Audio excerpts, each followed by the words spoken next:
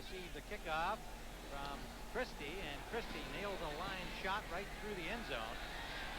So the Dolphins will start from the 20-yard line, and we're underway.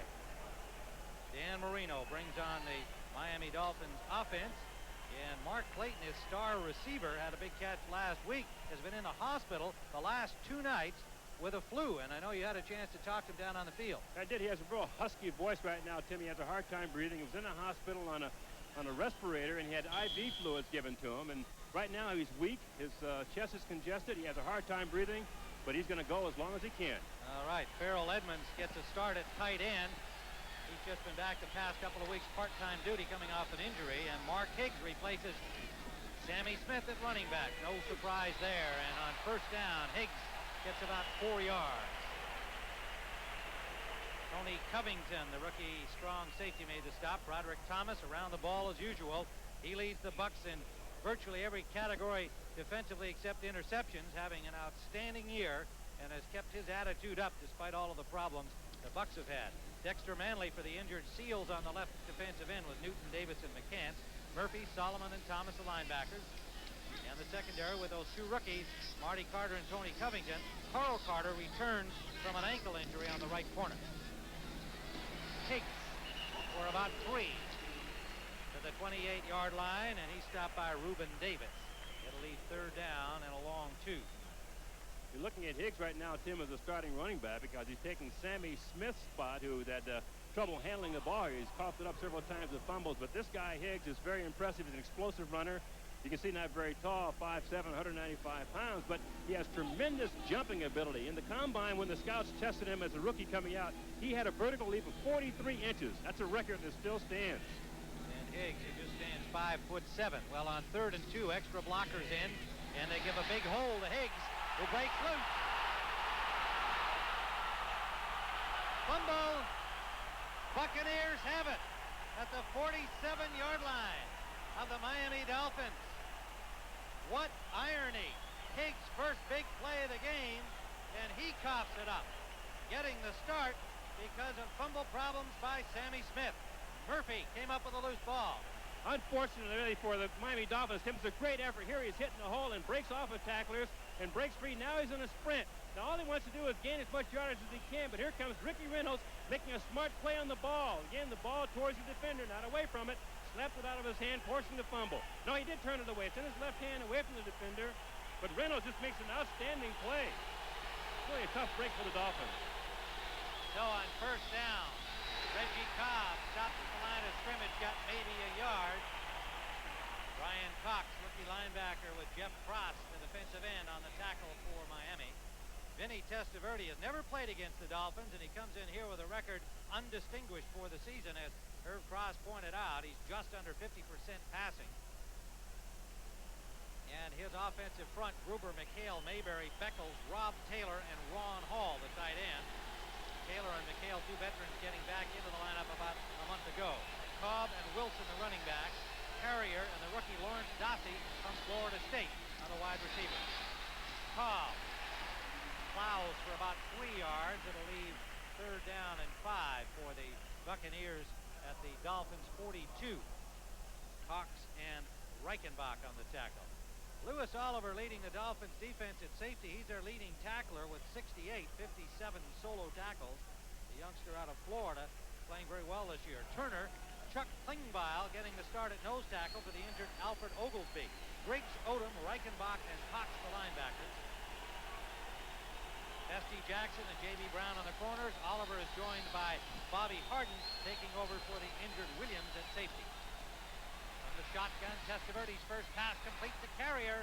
First down, Tampa Bay to the 35-yard line of Miami.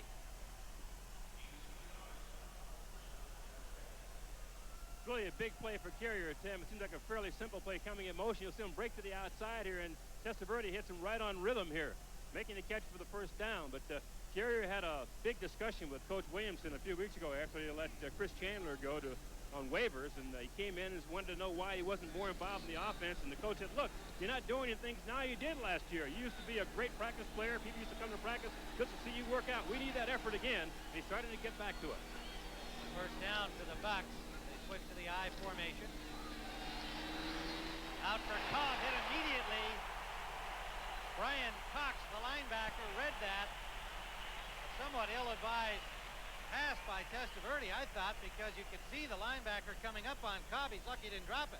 That's the key, Tim. You can see Testaverde never really looked up to the defense. Cox, on the very first snap, when the ball was snapped, his first step was forward. He was coming up to take the receiver one-on-one all the way. This guy, by the way, is a real big-time hitter.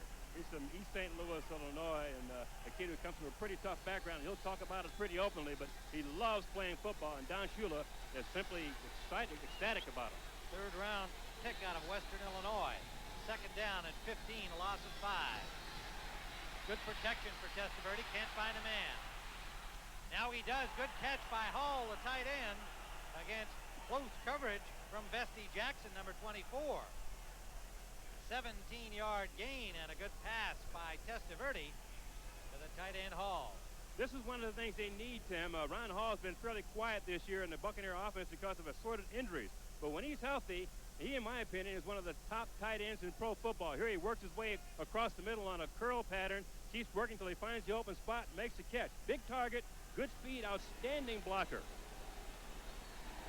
Ron Hall, 5-year man out of Hawaii. Saw his alma mater nearly upset Notre Dame last night. First down. Complete to Dossie. And Dossie again against tight coverage. The ball right on the money from Testaverde. J.B. Brown was tracking him pretty well there. That was just a fine play by the Bucs. Great play by the Bucs because in the coach's estimation, this guy is the toughest football player he has on a team. He's more like a defensive player. He likes to go inside. You can see the catches right now. He leads top rookies in the league right now with 558 yards. But he likes going inside, jumps through a wall. Doesn't have great speed, but he's fast enough. He's the kind of a guy, Tim, who just gets open. 36 catches coming into the game, leading the team ahead of Mark Carrier for reasons you explained to us there a moment ago. First down. Testaverde 4 of 4 on this opening drive. Cobb. Nowhere. Maybe a yard. Thrown back by Klingbeil, the nose tackle. The 5th starting nose that the Dolphins have had to use because of injuries. Well, in other sports news today, France with a big upset of the United States. Guy Forget defeating Pete Sampras in 4 sets today. And it's their first victory since the Musketeers days of 1932. So much happiness in France today. Their Davis Cup champions winning in Lyon. The match between Agassi and Lecomte now has no meaning. Testaverde, incomplete. Intended for Hall, who wants an interference penalty against Griggs, the linebacker, but none forthcoming. I'll tell you what the Buccaneers ought to be concerned about is number 51. Vinny Testaverde, when he threw that ball, had his back turned. This is one of the problems on the left side of the offensive line. You must protect there. Here comes 51. Brian Cox got free and slaps him down. Now, Testaverde was a little shaken with that hit. Griggs, I believe, was the linebacker who had the coverage on Hall, and the linebacker Cox putting the hit on Vinny. So the linebackers did a good job, both sides of the ball. 4-7. Defense in now on third down, the passing situation. And it's complete to Dossie again, and Testaverde again very accurate. Quick release that time, and Dossie makes another good catch. They're down to the 2-yard line. Close to a first down. You never want to make an overstatement about a player, Tim, but when you talk to the Miami Dolphins coaching staff about Vinny Testaverde, the things they're most concerned about are, one, his ability to throw inside, the quick post, and the seam patterns. Does it very well. You see the ball like a dart right in there, and his ability to escape and run when he feels pressure. They're measuring here for the first down, and they are short by about a foot. Now that brings up 4th down. Now for Williamson, you see the signal, they're going for it. You would think they've just got to go for everything the way their season's going for them.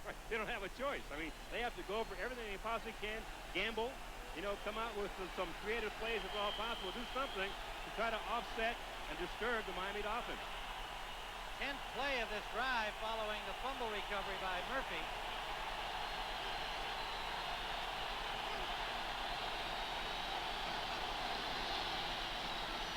Cobb, touchdown, Reggie Cobb.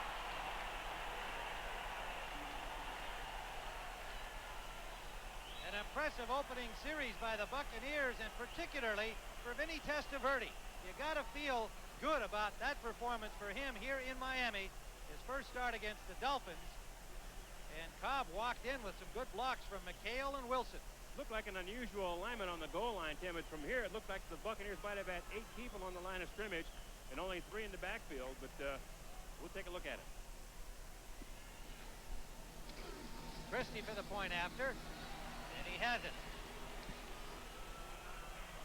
So early in the first quarter, 7:49 remaining. The score: the Bucs 7, the Dolphins nothing. Ford Taurus. Down. It's an illegal procedure because you have 8 men on the line of scrimmage. You can only have 7. Watch the play here now. Number 89, your left wing right there, should have been in the wing back position in the backfield, but instead he's lined up on the line of scrimmage. Therefore, gets an advantage on the outside linebacker. It's a cakewalk. He made a big play, good block on it, Anderson, from what was supposedly the wing back position. It looked like he did fudge up there a little better, didn't he? It looked to me like he was in the line of scrimmage. And Wilson made a real good block.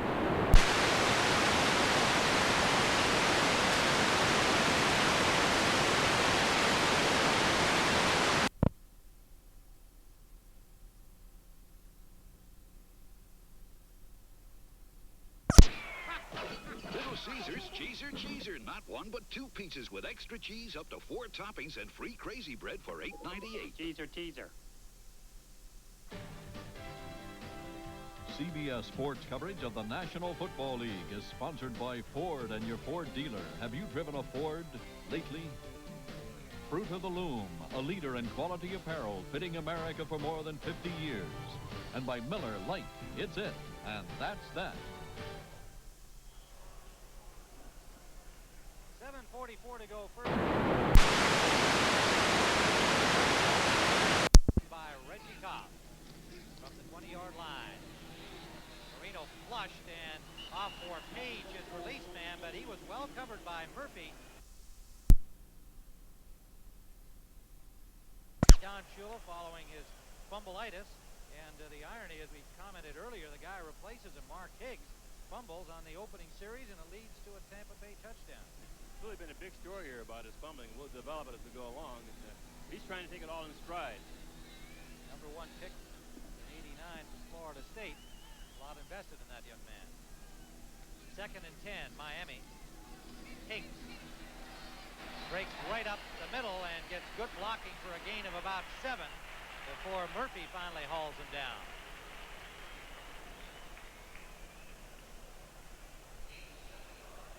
Tony Martin comes on along with number 82 Scott Miller. They'll go to 4 wide receivers here on 3rd down and 3.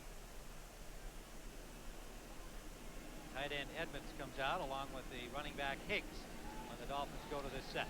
Tim, if you're on the Tampa Bay defense right now, you'd look very closely at number 11, Jensen, in the backfield. He's made a lot of key 3rd down plays for the Dolphins. Frizzell and Pullington in defensively, and the pass is caught off the right side by Tony Martin. Second-year man from Mesa, Colorado. 1st down, Dolphins. Carter and Frizzell made the tackle.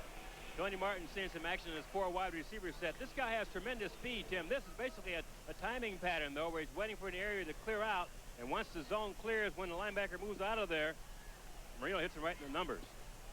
Carl Carter back on the right corner following an ankle injury. Last week, Alonzo Hampton, the 2nd-year man free agent, played there and got burned badly by the New York Giants. 1st down, Dolphins. Play action. Sideliner complete. Duper, 1st down, Dolphins. Into Buccaneer territory at the 44-yard line. That's the kind of a pattern, Tim, that drives the defensive back crazy. Marino threw that ball before Duper went into his break. They have such great timing between the 2 of them. Duper, of course, on the other side, Clayton, hopefully he'll be able to see some action. He's got that flu problem. He's in there now. But those guys have incredible timing between themselves, Tim, and been going on for years. 15 more yards for Duper. He had 7-11 coming into the season on 43 catches. Coming into the game, pardon me. 1st down. Marino with time, intended for Page out of the backfield, incomplete. A little bit high, Page had a hand on it, couldn't bring it in. Pretty good receiver, Page. 39 catches so far this year. He's a good receiver, Tim, but they really brought him in here for his blocking ability. They call him the total package. He does it all. He's a great blocker. He just, as you said, a good receiver, and does everything Don Shula wants in this offense. And he was surprised that Detroit had him on their Plan B list unprotected. What a find for the Dolphins. Exactly the kind of guy Shula was looking for to block for Higgs and Smith. 2nd and 10. Edmonds in at tight end now. The Beatty party has come in for Edmonds. And Marino is sacked. Back in Dolphin territory. 4 Buccaneers breaking in. Tim Newton off the nose. Manley, McCants, a real charge. What the Buccaneers do, Tim, is that on their first step, they're coming upfield. They want to penetrate. The whole thesis behind this Buccaneer defense that Floyd Peters has put in is penetration. Get to the quarterback. You very seldom see a team be led in the pass rush with their nose tackle. Tim Newton, the guy who breaks through first, creates all the havoc, makes a sack. 4 sacks on the year for Newton, a 10-yard loss for the Dolphins. 3rd down, about 21.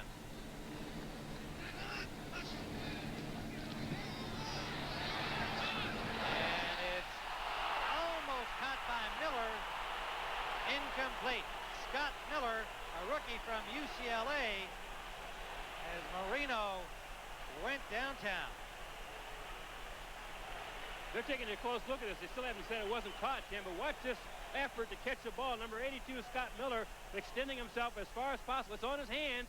Never, well, it touched the ground right there. Bounced off the ground. It's an incomplete pass. Yeah, now there was a signal from one official. But Tim, incomplete. They're giving it to him. That's an incomplete pass. My goodness. Well, we'll have to review that. They have to review it. The ball actually bounced off the ground when he hit the ground. And Marino wants to get a play called right away. Well, if it sticks, it's a 34-yard gain. Oh, boy, it's incomplete. Watch the ball hit the ground. Yeah, no question. Yeah, the ball hits the ground. It's a terrific effort by Miller to one-hand it. One hand, but the ball's bounces off the ground, then he brings his hand up and catches it. But it's a great effort on his part to try to come up with that catch. Almost as good as Clayton's catch in Chicago. The play was ruled a completed catch on the field, and it's being reviewed. Dave Hawk is the replay official here today. And, when I called it live, Irv, I could see it hit the ground, and I didn't think there was any question about it being a catch. But it certainly, you could see Miller get his hand underneath the ball, but you could see the ball hit the ground. Yeah, there was a tremendous effort on his part. He had his hand on the ball, and as he came to the ground, of course, it just bounced up and he cradled it. But what an effort. Well, if he had gotten both hands on it, of course he couldn't because he stretched so far, but had he gotten both hands on it, he could have come up with the catch.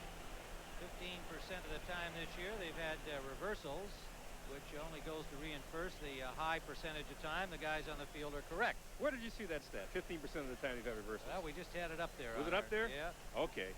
And it just reinforces my view on this standing around time we're doing here. After further review, the play is ruled an incomplete pass.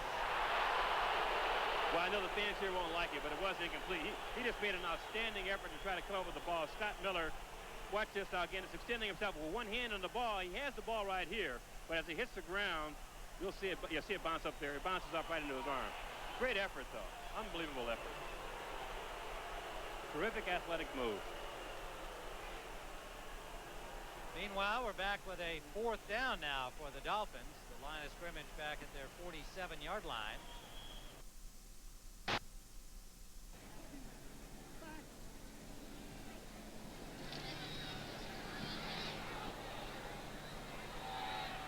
Catch signal by Willie Drury at the 11-yard line of the Tampa Bay Bucks. So when we return to Joe Robbie Stadium, 4:26 remaining first quarter. Get Sammy Smith on the bench of the Miami Dolphins. And Mark Clayton, number 83. And Clayton last week made the Buccaneers, capitalizing on a fumble by Mark Higgs at the Miami 42-yard line, took it in for a score by Reggie Cobb, and they lead 7-0. However, the Dolphins, following a punt from the end zone by Royals and a good return by Miller of the Dolphins, have a first down at Tampa's 42.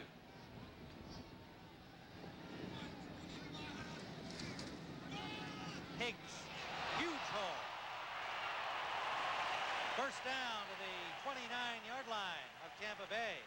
Well, now for an NFL update, let's go to Greg Gumbel in New York. All right, Tim, Fulton County Stadium in Atlanta. Green Bay quarterback Act is sharp, tied up at 7. Big implications for Atlanta, and more so for the Saints in that game. We'll come back to it. Higgs again. Inside the 20 to the 19, another Dolphin first down. Thomas and Marty Carter finally got him. So Higgs, who fumbled on the first series, comes up with 2 big runs in a row. Very impressive drive here for the Miami Dolphins. Again, they're in a trips formation where you have 3 people, a receiver, a flanker, and a tight end to one side, and they simply outnumber really the defense. You can see the hole right here, the seam that develops as a result of it. Here comes Higgs, scot-free for a big gain. Again, the offensive line is doing a battered offensive line. It's kind of a patchwork offensive line for the Dolphins. Is doing a good job today. First down, Miami. Higgs again. And Higgs picks his way to a little daylight for about 5 down to the 13-yard line. Just going back to that Atlanta Packers score tied at 7. New Orleans plays later at San Francisco. Should they win and the Falcons lose, New Orleans would clinch the NFC West. And of course, Atlanta very much in the playoff picture themselves at 7-5 going into the game against the Pack. So we'll be tracking that score for you later today. You'll be watching New Orleans and San Francisco. Higgs now has 63 yards on 7 carries. Miami 2nd and 5. Here's an audible. Slot formation to the right. He's going over there. Complete. Duper hit by Reynolds. And it appears he has the Dolphin first down. He does. They spot the ball at the 6-yard line of the Buccaneers. 1st and goal. I'd imagine what Marino saw was an opportunity to go ahead and get the quick 5 yards right away. The Buccaneers are staying pretty soft in that zone. He just took the 5 yards from the outside. And the gun marking the end of the first quarter with the score, the Tampa Bay Buccaneers 7, the Miami Dolphins nothing. Hobby Stadium, Tim Ryan and Irv Cross here at the beautiful brand new, almost brand new stadium in Miami. And there's Mark Higgs, who has had quite a start here today, recovering from that fumble on the first series. He's rolled up 63 yards in a 1st and goal from the 6. Higgs trying to get outside and can't do it. They're waiting for him on the corner. Solomon, the linebacker.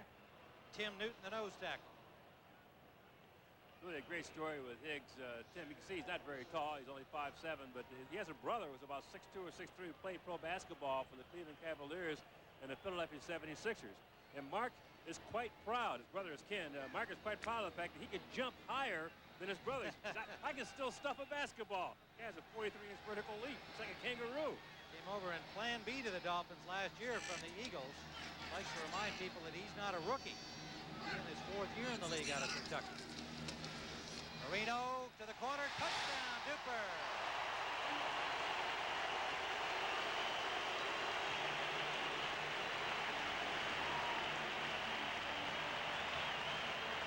Mark Duper on Carl Carter. Remember, Carter has missed several games with an ankle injury, and Duper ran away from him. Tim, and I think you see the result of that ankle injury, too. You'll see Carter, when his pattern develops, an out pattern where Duper just runs a short. He comes up 5 yards and breaks out at a 90-degree angle. Carter has to round it off. You can see him trailing him here. He couldn't cut back and come across at a 90-degree angle with Duper. He had to round it out. As a result, Duper beat him for the touchdown. Stoyanovich for the point after. 42 yards in 6 plays for the Dolphins. Stoyanovich will tie it up at 7. We are just underway in the 2nd quarter under now bright sunny skies in Miami, tied at 7.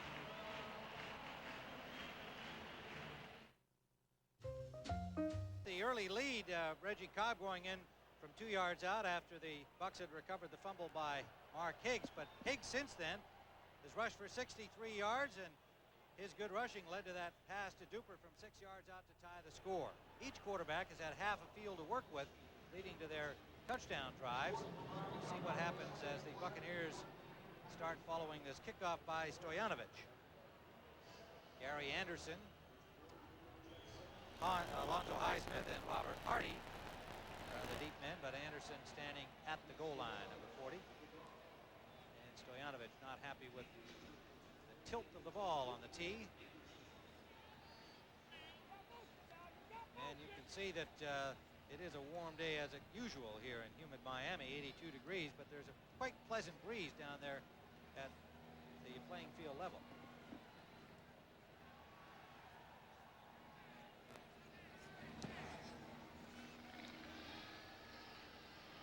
Again, a deep kickoff, and Anderson will not bring it out.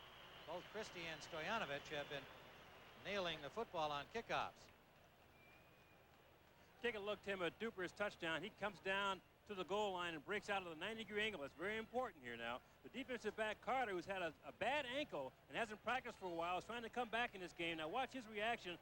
He'll round off his burst. He should break and come right down the line. He doesn't. See him round off in the end zone. Too late. Touchdown. Duper breaks his off at a 90. Carter couldn't do it. So the Buccaneers, Vinny Testaverde and company at the 20-yard line, tied at 7, early second quarter. Cobb, nowhere to go in the middle of the Miami defense. Miami with their 5th nose tackle of the season.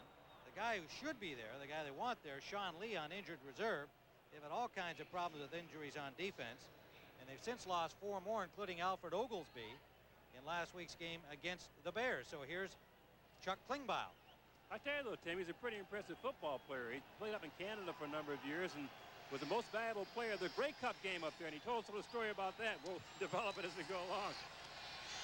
On second down, in and out of the hands of the intended receiver, Highsmith, another former University of Miami player. We're talking about Klingbeil winning his most valuable player trophy in the Grey Cup. Yeah, okay, it was a defense. Okay, most valuable player on defense. He wound up winning a trophy and a camcorder for as a gift, as an award. This year, your guy from Notre Dame, the Rocket, won the most valuable player trophy up there at the Grey Cup game, and he won a car. A car. Well, but he's an offensive player. That's not fair.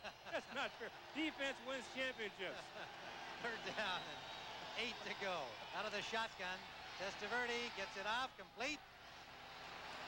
And Dossie struggling, trying to get to the marker, and I believe he did. What a good effort by that strong receiver out of Florida State. And now it'll depend on the spot. Well, at Florida State, he used to work out every day against Deion Sanders, who's now up at the Atlanta Falcons, a pretty good one-on-one receiver. This guy really is a tough football player. Tim, he's got the great mindset. He can play defense. I hope that you know what I mean. Really, he's an aggressive guy. He likes to hit. He likes to contact. He likes to go in there and get that tough yardage. I mean, he's a good one. He dragged Vesty Jackson for the 1st down. Buccaneers. Testaverde again, good time. Can't find an open man. Now he does. Complete. Oh, dropped by Anthony, who was wide open. And that was a real well-improvised play. What a throw by Testaverde. And Anthony, the first-year man, another Florida Stater, drops the ball. Oh, boy. Boy, I gave it complete. I mean, it should have been an easy catch to make. You'll see number 85, Anthony, the lower end of your screen here. When his play breaks down, he runs an outside pattern. Now he does a smart thing. He turns up. Boy, actually, he's out of bounds there. He can't come back and catch that ball. Even if he had caught it, he would have been an ineligible receiver because you cannot step out of bounds and come back and make a play unless there's a play in between. Even if he had caught it, it would have been incomplete. Well, that's a great catch on your part. Or maybe he knew he was out of bounds. That's why he didn't bother catching it. 2nd and 10. Pressure this time. Testaverde away from it, and he hits Cobb. 1st down, Buccaneers. I think Cobb dropped the ball, Tim. Well, no, Cobb dropped it. Right you are. Incomplete. But what a throw, though. I mean, Testaverde is throwing the ball better today than we've seen him all season. Well, this is the thing Mike Shula told us, who was his quarterback coach at Tampa Bay, who's under staff here now with Miami. He said that when he starts to move around, he's very accurate. Really concerned about deep passing from him, particularly inside, and we're really concerned about containing him when he runs because that's when he is really dangerous. He's demonstrated that, but he's had some drop balls. 3rd and 10. Incomplete, intended for Dossie. He was off the mark that time.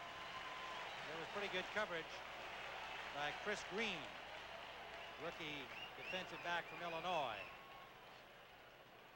So the Buccaneers will have to punt. But I think what you can take away from that series is that they had guys open in the Miami secondary, and they had pretty good protection for Testaverde. They'll be back, is what you're saying. Yeah, that's right. That off what we saw there. Yeah, they had some drop balls. They could have had sizable gains, but they had drop balls that killed their drive. Scott Miller back to receive the punt from Royals.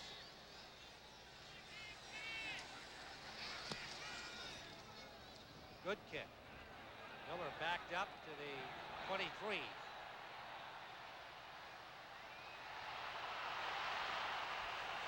And a pretty good return by Miller again. 46-yard punt, and he brings it back to the 34-yard line where Terry Anthony made the tackle. And we'll be right back. The Black & Decker Workmate.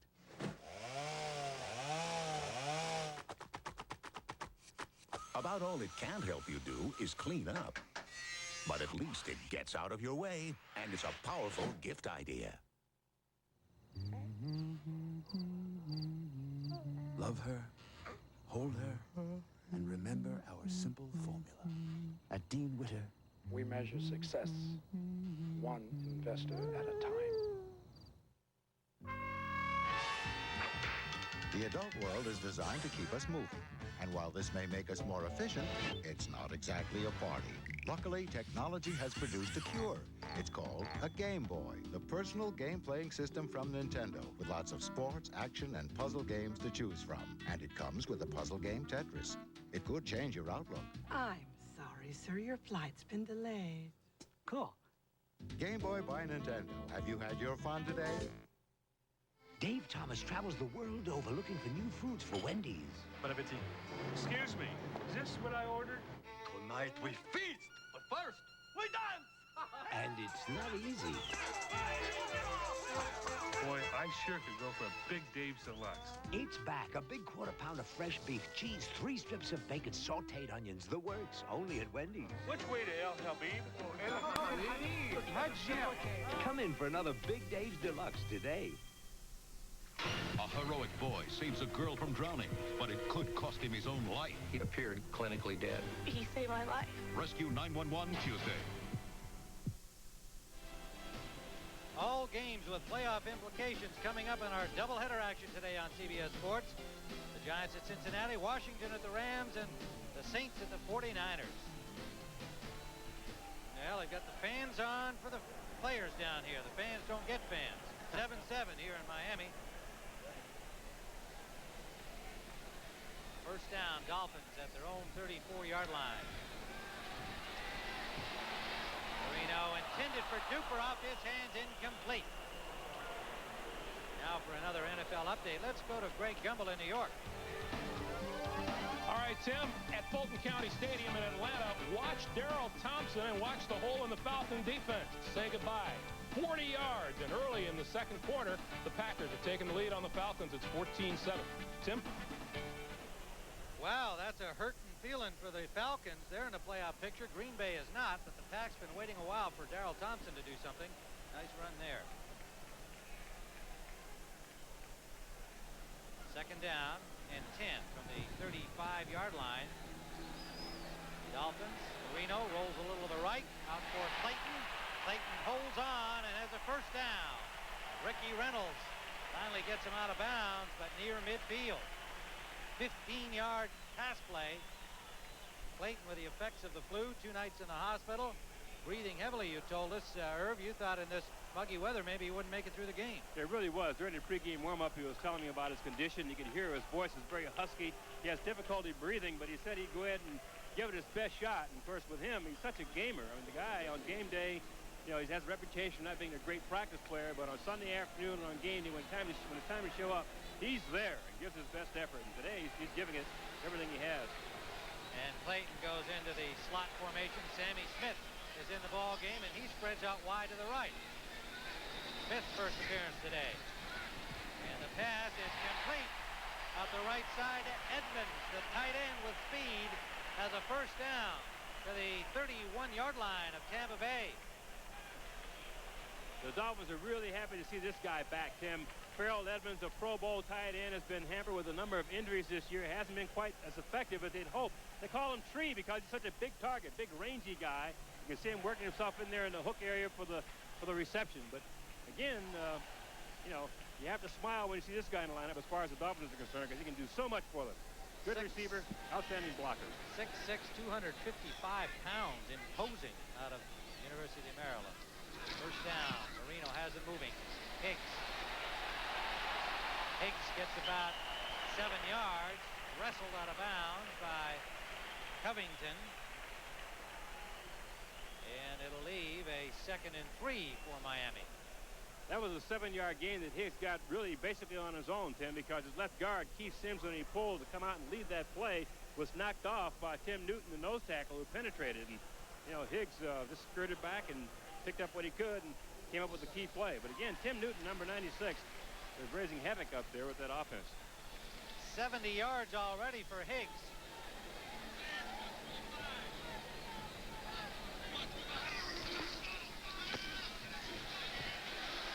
Marino, incomplete, in and out of the hands of Tony Martin. The ball was there for Marino. Martin didn't make the grab.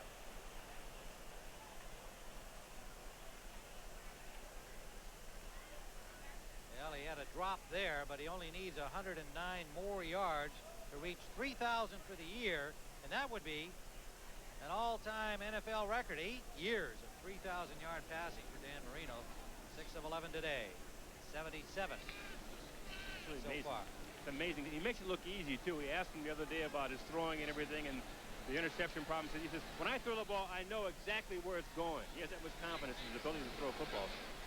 4 wideouts in now on 3rd down. They usually will go to this tactic rather than 3. And he's going deep for Martin. Dropped again by Martin, who was in the end zone. A little behind him, but a catchable ball. Carl Carter had the coverage. Martin had him beat. He should have come up with this one, Tim. Again, it would have been a lot of daylight there. He has Carter by at least a yard. Now Carter gains ground. As, well, the ball hits him right on the shoulder. Should have caught it, Tim. It's right where you'd want it to be. Away from the defender where he couldn't reach it. On the outside, should have come up with a catch. So instead, Stoyanovich will attempt a 41-yard field goal. The holder is Scott Sekiels.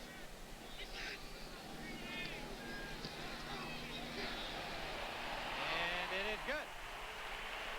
41-yarder by Pete Stoyanovich. And the Dolphins have taken the lead. 9:32 remaining. First half, it's 10-7. The Dolphins have taken a 10-7 lead on a 41-yard field goal by Pete Stoyanovich here at Joe Robbie Stadium.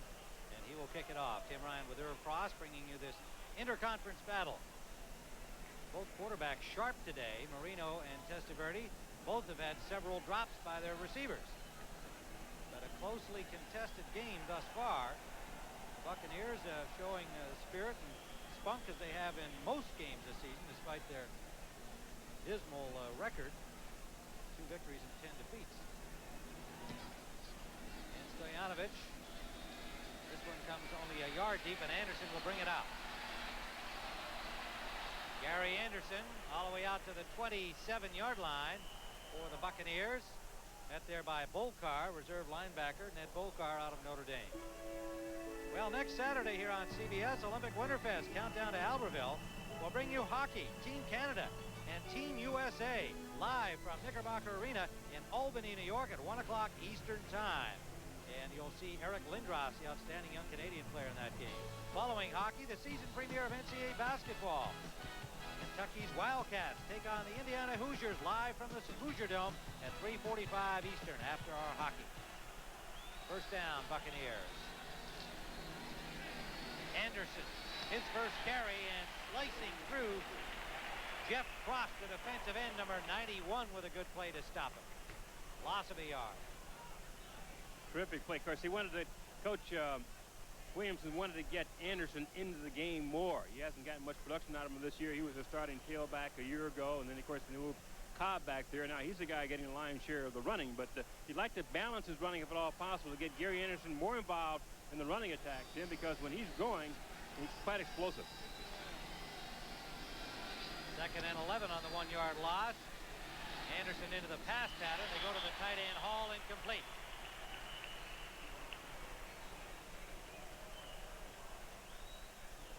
Linebacker Cliff Odom had the coverage on Ron Hall.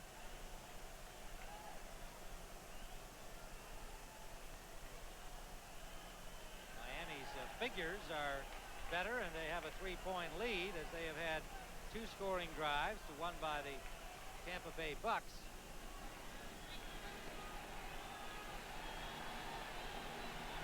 Testaverde, who was hot early, has missed on his last 4, but he's had a couple of drops.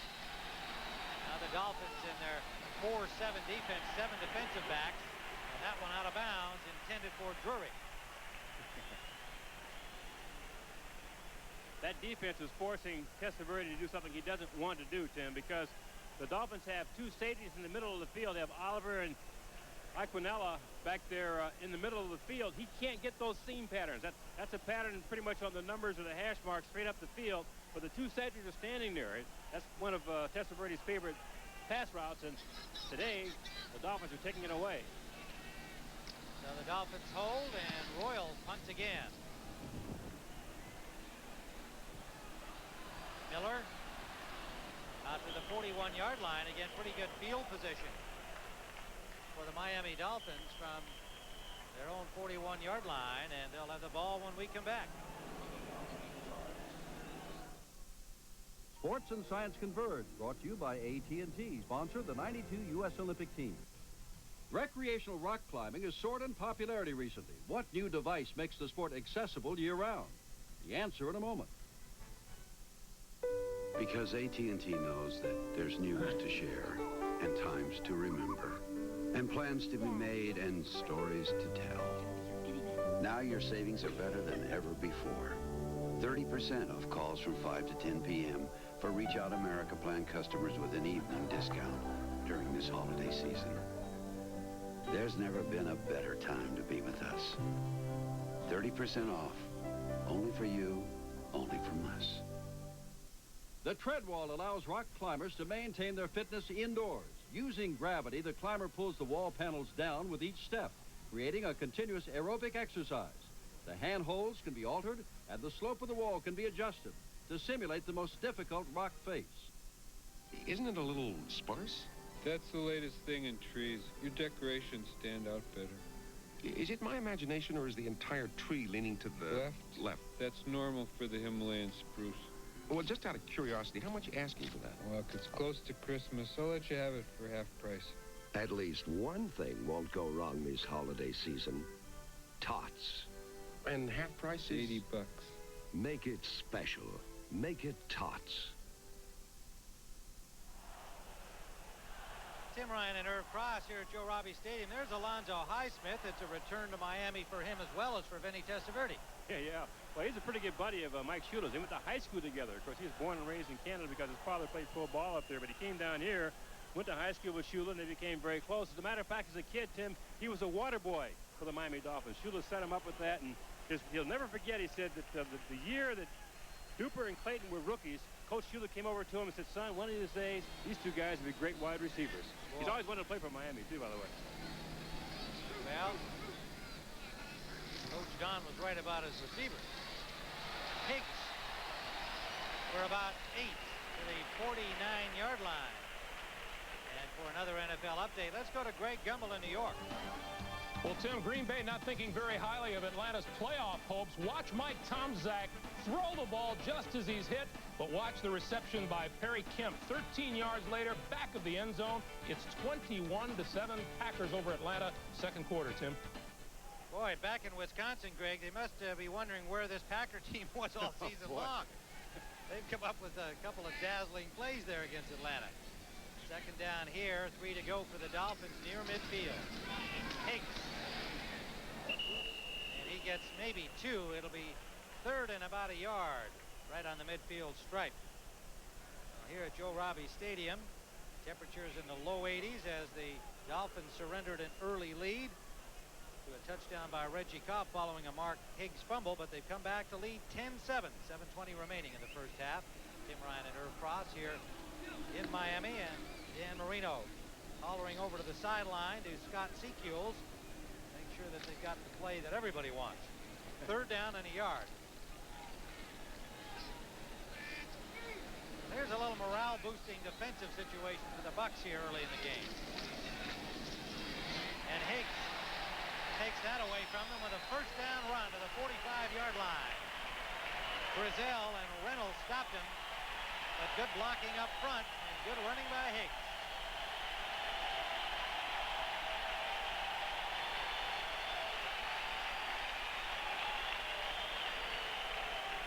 .84 yards now. It's really a tough play, Tim. He's coming off his guard here, so he needs his left guard and left tackle to seal here. He gets a lead block, and he comes right through. Now watch this.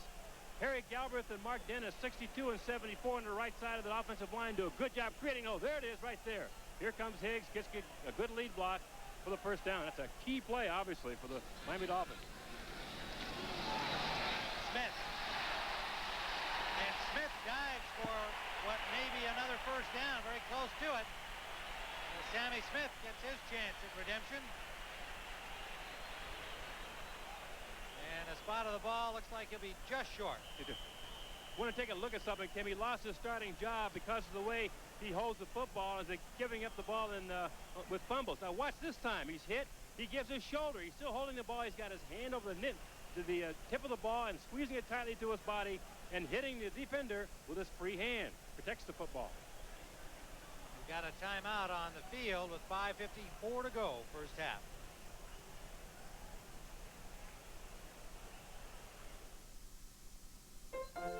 At Braun, we believe even if you're not at your best in the morning, at least you can look like you are. Braun, the world's #1 selling foil shaver. The Quick Finish Power Sander from Black & Decker. To do as much as easily, your hand would have to move at 15,000 strokes per minute and be equipped with a handy on-off switch. The Quick Finish Power Sander, a powerful gift idea from Black & Decker. 2nd and less than a yard. Tampa Bay choosing to take a timeout. So they regard this as a crucial defensive situation. Yeah, they do. But number 33 is in the lineup. Coach Hewlett told us even though he wasn't going to start Smith today, he planned to rotate him into the offense because the guy has such a great talent, you have to have him play. Page the lead back for Smith in the eye. And Smith has the 1st down. Miami to the 30-yard line. One reason why he didn't start today, of course, he's had trouble with fumbles during the course of the season. Here's one early in the year, again, inside the 5-yard line against Kansas City. The ball in front of him hit and coughed it up. Here's another one against the Houston Oilers, again, down in scoring position. The ball in front of him hit and coughed it up. And, of course, the one last week against the Chicago Bears, he's again in scoring position, coming inside of this tackle here. The ball is hit and coughed up. Now, he's been carrying the ball in front of him most of the time. You can see the number of fumbles he had per carries. Every 24 carries, he coughs up the football. And they're trying to correct that here. On 1st down, going deep to the end zone. 2nd try by Clayton, still incomplete. And he gives a playful slap to Carl Carter saying, nice coverage, you stopped me twice in the same play. Yeah, that's kind of neat to see that. The bouncing ball. Now watch this. Clayton's going. Carter has his hands on a great defense, but the ball's up. They're going to make a 2nd play for it. Great defense again. I mean, it's a tremendous reaction to the football. Both of them, Tim, the reason why they're able to do that, concentrated on the football and they didn't see anything else but leather. That's great defense and pretty good offensive play by Duper Duke or Clayton trying to make the play. Good show of sportsmanship, too, because they both played the ball well, and Carter was the better man twice on the same play. 2nd and 10. Marino inside this time. Martin. And a Dolphin 1st down to the 20-yard line.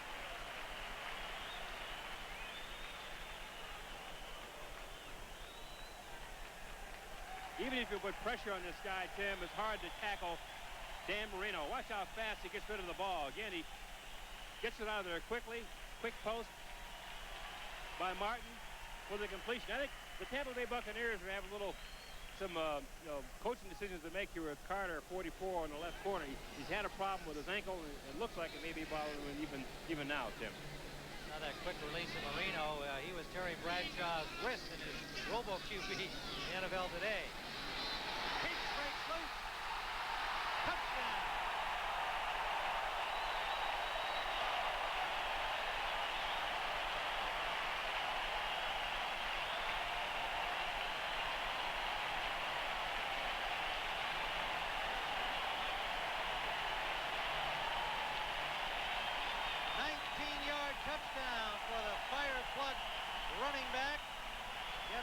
starting role back today and has been explosive.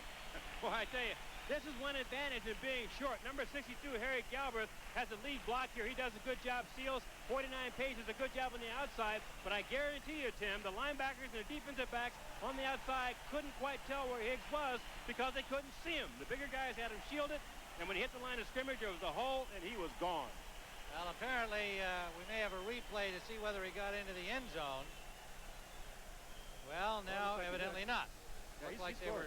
Yeah, it looked like they were holding things up on the field, but they're now going ahead with a point after. Stojanovic.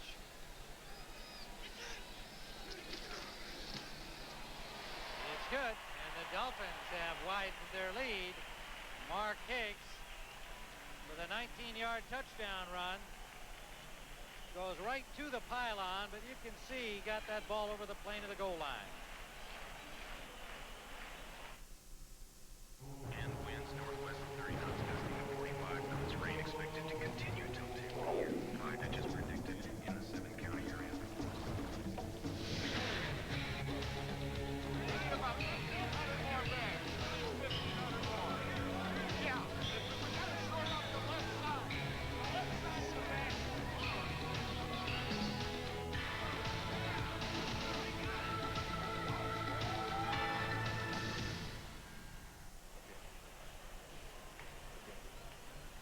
Tim Ryan and Irv Cross back here in Miami, 17-7. Let's take another look at that Higgs touchdown run. Two key areas, Tim. Number 62, Galbraith comes out, good lead block, and then the up back here, Page comes across and seals on the outside. But watch number 21, Higgs, as he approaches the line of scrimmage and the moves he makes to get open. Here he is now. He maneuvers here, setting up a block on the outside, and boy, he's gone. I mean, that's great quickness on his part, but again, because he's so short, I think the defensive people might have had trouble seeing him come through there. Oh, boy. Higgs playing behind Herschel Walker at Dallas when he first came into the league, and then he played behind Keith Byers at Philadelphia. Came over here last year on Plan B, and he's the first Dolphin running back in a long time to get more than 100 yards in the first half. I believe Delvin Williams, last guy to do that. So he's got 103.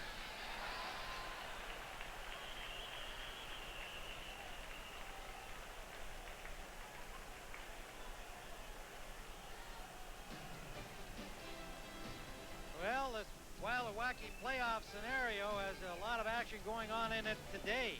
If the Saints win later today and Atlanta loses, remember they're trailing Green Bay, Saints can clinch the NFC West.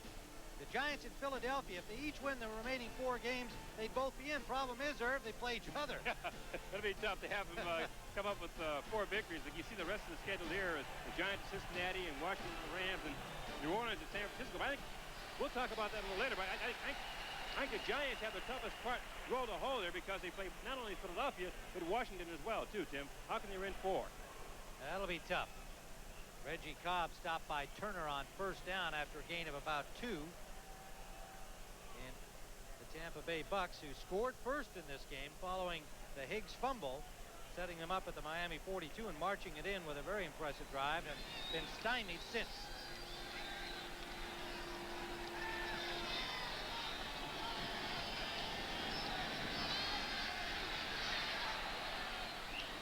That's complete. Lawrence Dassey, first down out to the 37-yard line. 14-yard gain. Well, Dolphins fans most interested in this scenario. Buffalo, a win or a tie today, would give them the AFC East title. Cleveland would be knocked out with a loss or a tie today. Houston could clinch the AFC Central with a Cleveland Brown loss and a Houston victory. First down. On the 35-yard line, 36. Reggie Cobb, and he may have another Tampa Bay first down. Brian Cox, the linebacker, number 51, made the tackle. Really a nice run on Cobb's part, Tim. Was a lag draw or lead draw, some people call that, where he has to follow his lead blocker through the hole. And he really did a real good job up front with the offensive line. And Cobb picked up the yardage for a first down. And Lewis Oliver, who's a big hitter, walks off a little bit of a problem right now. His reputation in the league is growing quite rapidly. The same type defensive back as Ronnie Lott, and everybody knows how he likes to go after people. Oliver had to take himself out of the game there after that collision. That brings Mike Iaquinello in. In his place, number 48. Rookie from Michigan State. Testaverde on play action. And he is dropped. Chuck Klingbeil, who had already been knocked down by the blockers, managed to reach out with a big paw and make a sack. Well, Klingbeil, the book on him, Tim, though, is he's one of these guys who's a dogged type player who just doesn't give up. Number 99, you can see him right on the nose for the center, breaking down that block. Just keeps coming, keeps coming. Testaverde steps out of there, and Klingbeil steps out to make the sack, only because of his dogged determination to not ease off. So it's second down and 13 with a 2-minute warning reached here in the first half. Miami on top by 10. Ironically, as camcorders get smaller and lighter... Time here. Dolphins leading 17-7. Lewis Oliver has reported back into the secondary. Took himself out after a tough hit on the preceding play, or 2 plays back. Bucks ball, second down and 13. And they're at their own 44.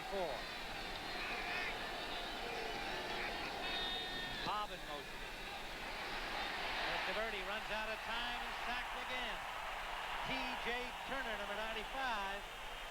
4-year man, 6-year man out of Houston. Third sack by the Dolphins in this first half. T.J. Turner has been a steady player for the Dolphins all year, Tim. He's the kind of a guy who just doesn't come out and just sparkle and do outstanding things, but he's steady enough where he sets up plays for other players.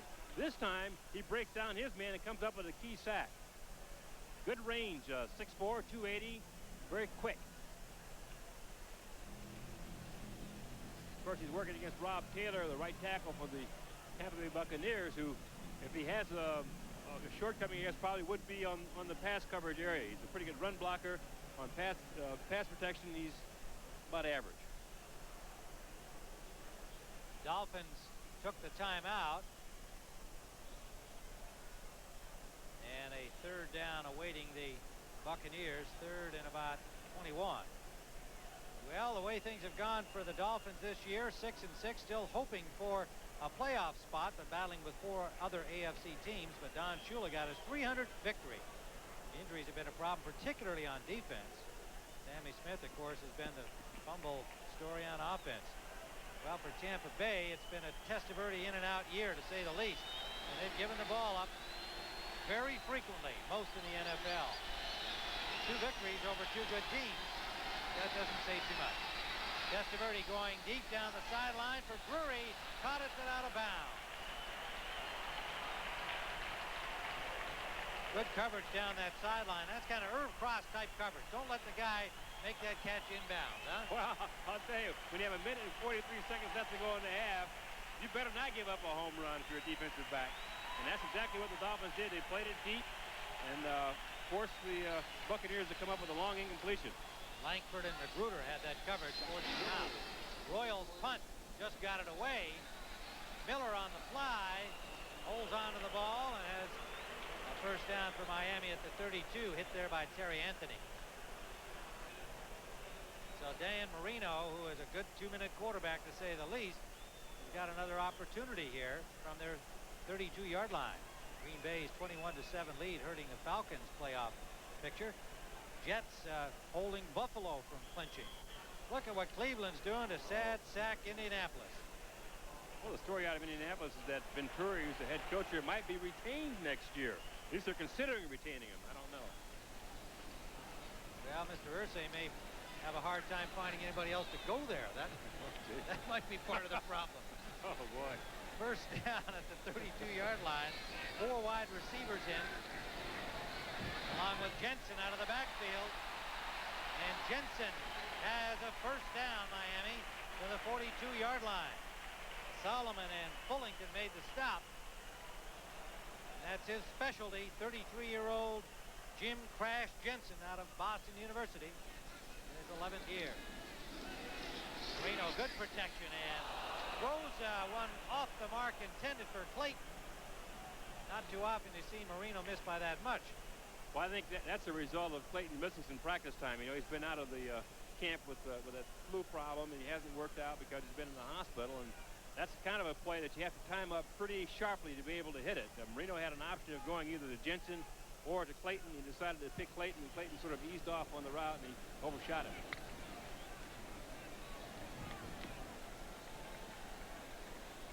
.109 left. There's Jim Jensen. 11th round pick in 1981. Last couple of years, everybody figured there's no way he can make the team again this year, but every year he does. And he's got the ball again. First down to the 42-yard line of Tampa Bay. Oh, boy. Kind of reminds you of Pete Holohan. You know they're going to go to him on those situations. You can't stop him. 15-yard gain on the play. Tampa Bay's running a three-man line, a prevent defense, everybody playing soft and deep. And what you have to do if you're a strong linebacker over the tight end or a back coming out of the backfield, Peters knows this very well, you have to get inside of them and not let the quarterback get that easy shot. And that look-in pattern or something like that inside is very easy to hit against zone defenses, so you must seal that off as a defensive back or linebacker, get inside of them and force that play out of there. Now, this has been a huge weekend in Florida, certainly in the football department, a lot of important rivalries, this just being one of them. But our director, Artie Kempner, particularly likes that Florida over Florida State score because that's his alma mater, 14-9. Miami beating San Diego State. Some of the local writers here saying that ought to clinch #1 for them. Imagine Miami, Florida, Florida State, all in the top 5 teams at the very least, and I think in everybody's rankings this year. Florida A&M beating up on Bethune-Cookman, another rivalry. And in the NBA, Orlando beat Miami. And Florida match up in the NBA. So lots of fun down here for Florida sports fans. Martin hit by Jesse Solomon and driven back. He only got a couple.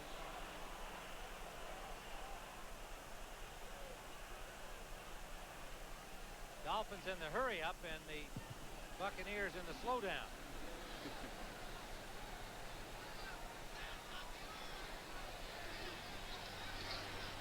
And it's caught by Jensen. He had Tony Covington draped all over him. Still held onto the ball. First down. Well, I think you've got a great pass offense, Tim. Of course, you a quarterback like Marino gives you lots of opportunities to make catches, but he'll put the ball where only you can catch it as a receiver. So even though the defensive back was all over the receiver, Jensen knew he had a pretty good chance of coming down with it, and he did. Did everything. They got the yardage, stopped the clock, and they're in pretty good shape here. Pete Stoyanovich may find himself with another field goal opportunity. 31 seconds left.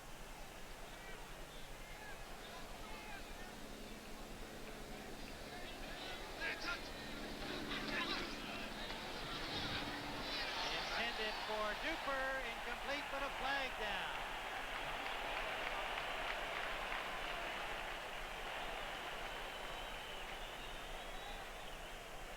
This is going to be pass interference on the defense. First penalty of the afternoon here. A big one, a costly penalty. Ricky Reynolds making contact with Duper. You'll see right here, this is okay. Bump, all right, within 5 yards. Now, you got to let him go, Ricky. Actually hit him more than 5 yards upfield, then he bumped him again. So he had a double shot there, and pass interference all the way on Ricky Reynolds. Automatic first down for the Miami Dolphins. 25 seconds remaining. And a first down at the 26-yard line for Tampa Bay. Four wide receivers. I'd expect some kind of a blitz in Tampa Bay. They want to knock them out of field goal range if possible. Here it comes. Marino gets it off for Martin, and he's got it. Touchdown.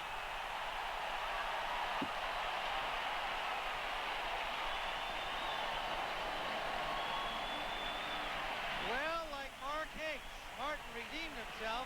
He dropped a couple earlier in this half, and then comes up with a spectacular diving grab. This is a great catch. This guy can fly, though, Tim. He has 4.3 speed, so he's the fastest guy on the team, and I think The Buccaneers, Carter, really didn't respect that speed. He just simply outruns them, and that is a big-time catch.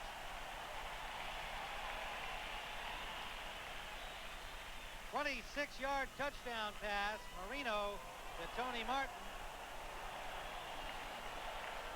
Marino converted to wide receiver after coming out of Mesa College in Colorado as a Division III quarterback.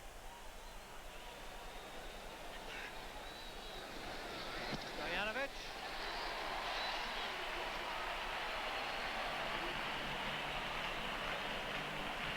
And the Dolphins starting to shred the Buccaneer defense, which has been a solid defense all year long.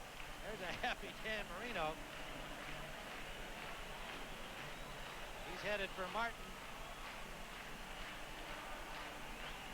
That's a real nice gesture, Tim, because Martin struggled today. He dropped a few balls, and here comes Marino congratulating him. The first one down here to meet with him and say, hey, kid, great catch. We knew you could do it. That's nice. Martin picked up on waivers last year, or 89 rather, from the Jets, his second year in the NFL. And you can see over on the Buck sideline, Floyd Peters with a few words about the coverage with his defensive team. Just watch this, Tim. You don't have to comment. Neither one of us have to. That's just a great catch.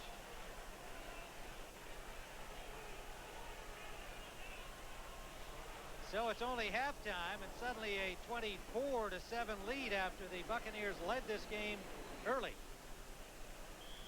Marino, you can see, is in some pretty good company there. They talk about the great quarterbacks, and we're happy to see Dan Fouts. And interestingly enough, Sonny Jurgensen and Johnny Unitas are former CBS commentators. Dan Fouts still with us. Of course, Johnny Unitas, quarterback for Don Shula a long time ago, too, right? Yep. Girl. Yeah, I over there long. 18 seconds remains in the first half.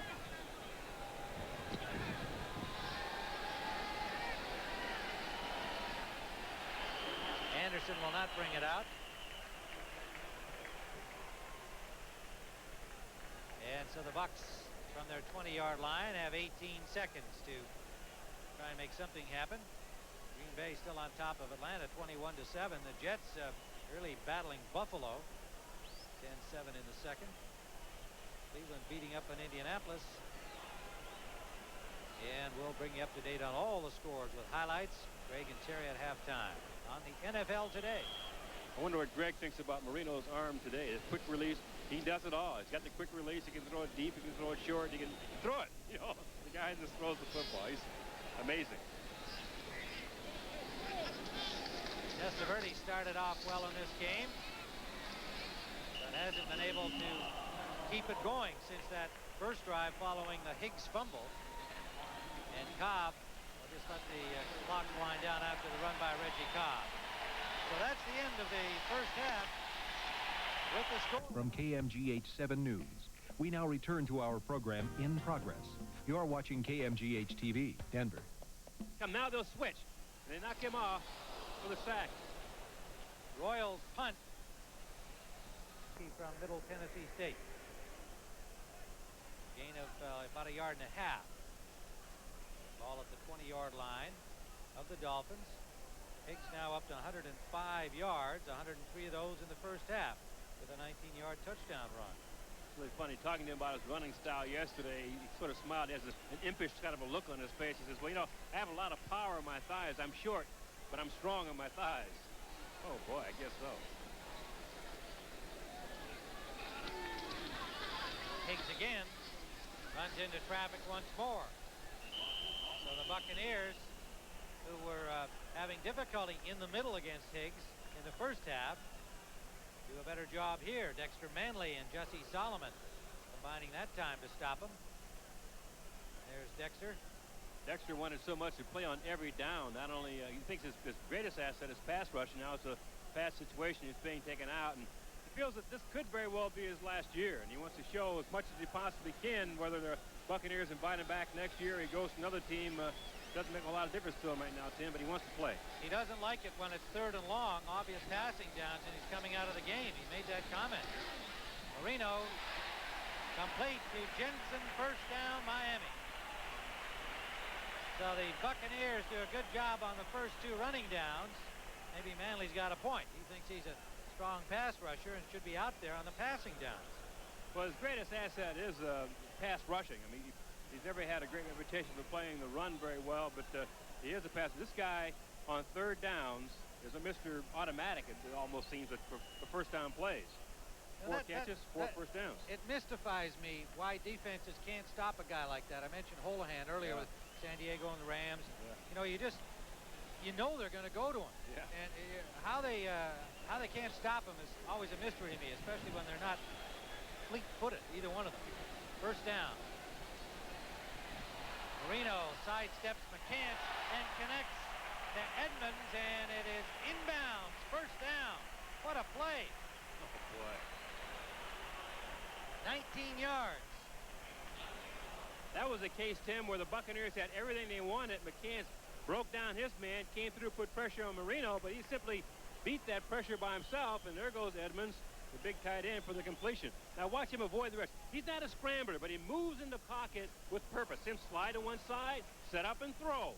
That's not a scramble, but it's great movement in the pocket. Marino's hit his last 6 in a row, and he has the Dolphins out at the 49, bringing some sunshine through the clouds here at Joe Robbie Stadium. Good protection. Right on the money to Clayton. Dropped the ball into the end zone, and there's a flag upfield, and they also indicate he stepped out of bounds at the 13-yard line. Well, all kinds of stuff happened on that play. Oh, boy. A 38-yard gain it'll turn out being, and depending on the marker. Side judge ruled he stepped out. Holding. 29 defense. It's declined. Reynolds, First down. Reynolds charged with defensive holding, and the Dolphins naturally decline. The key here, though, Tim, is the pass. Marino's reading the free safety all the way. When the safety bites to the left, you'll see that. Then he goes outside. Now, here's his man open, number 83, Mark Clayton. They've done it so often, they make it look pretty easy. And poor Reynolds is trying to make up for it after being beaten on the pattern.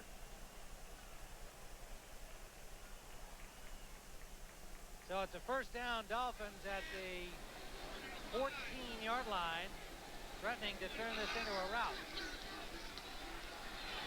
Right on the money to Edmonds, and he breaks 2 tackles. Another 9 yards to the 4-yard line. Covington pushed him out. Well, Marino with that pass to Clayton over the 3,000-yard mark for the 8th time in his career, and he's the only NFL quarterback to do that. Boy, I say, he's really impressive. I've seen him quite a bit over the years, Tim, and it seems like he just continues to get better and better, if that's possible. I mean, he's such a great quarterback. But he's razor sharp today. But again, he's reading defenses and taking what the defense gives him. It's an old adage you hear all the time, but that's why his completion percentage is so high. He sees a linebacker fly out of there, and he hits the vacant area. He sees a safety man fly out of there, and he hits the vacant area. Pitch and catch. And it's incomplete. Intended for Edmonds. And it was William Frizzell, number 33, who had the coverage, who did a good job on Edmonds that time. Real good job, Tim, because of the play action fast. They faked run first, and Frizzell could very well have found himself coming up to the line of scrimmage and play run, but instead he stays off of it and picks up the tight end coming out and makes a terrific play. Irv, you must remember back in '83 when they drafted Marino, number 1 out of the University of Pittsburgh. There were a lot of skeptics about his ability to become an NFL quarterback. Yeah, I didn't think he was really tough. They thought he might have had some problems off the field and a whole lot of things, but none of that has arisen. This guy is a great football player. Well, blasting through came Eugene Marr, who sees little playing time these days since Solomon took over in the middle. But Marv came firing through to stop Higgs for a loss. And it's 4th down. Stojanovic comes on.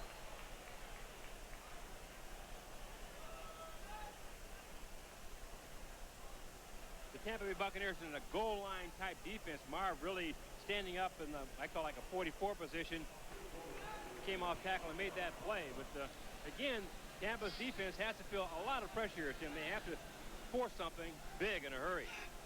Stojanovic, 24-yard field goal. And the Dolphins only get 3, but another impressive drive and a 27-7 lead.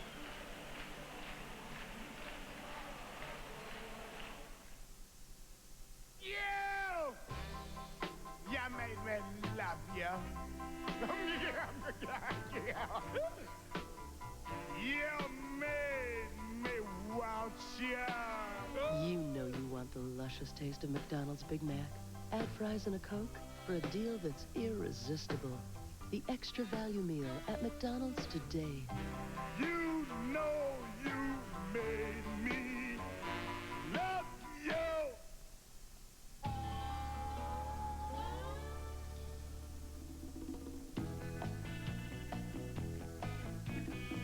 With a 2,510-pound payload, a 5,000-pound towing capacity, and a powerful V6 engine, the 1992 Toyota one-ton pickup might just surprise you.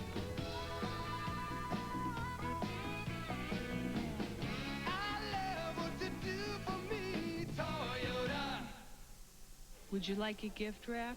Sure, if it's not too much trouble. Would you like the red ribbon or the green? The red. Sir, is there some small errand you might run while we finish this up? We're running just a teensy bit behind. What time should I come back? Friday. Friday? Well, we're running just a teensy bit behind.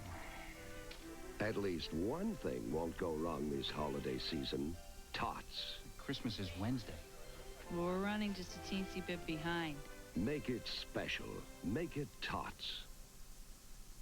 Nick fights the drug war undercover. I did not order a gardener.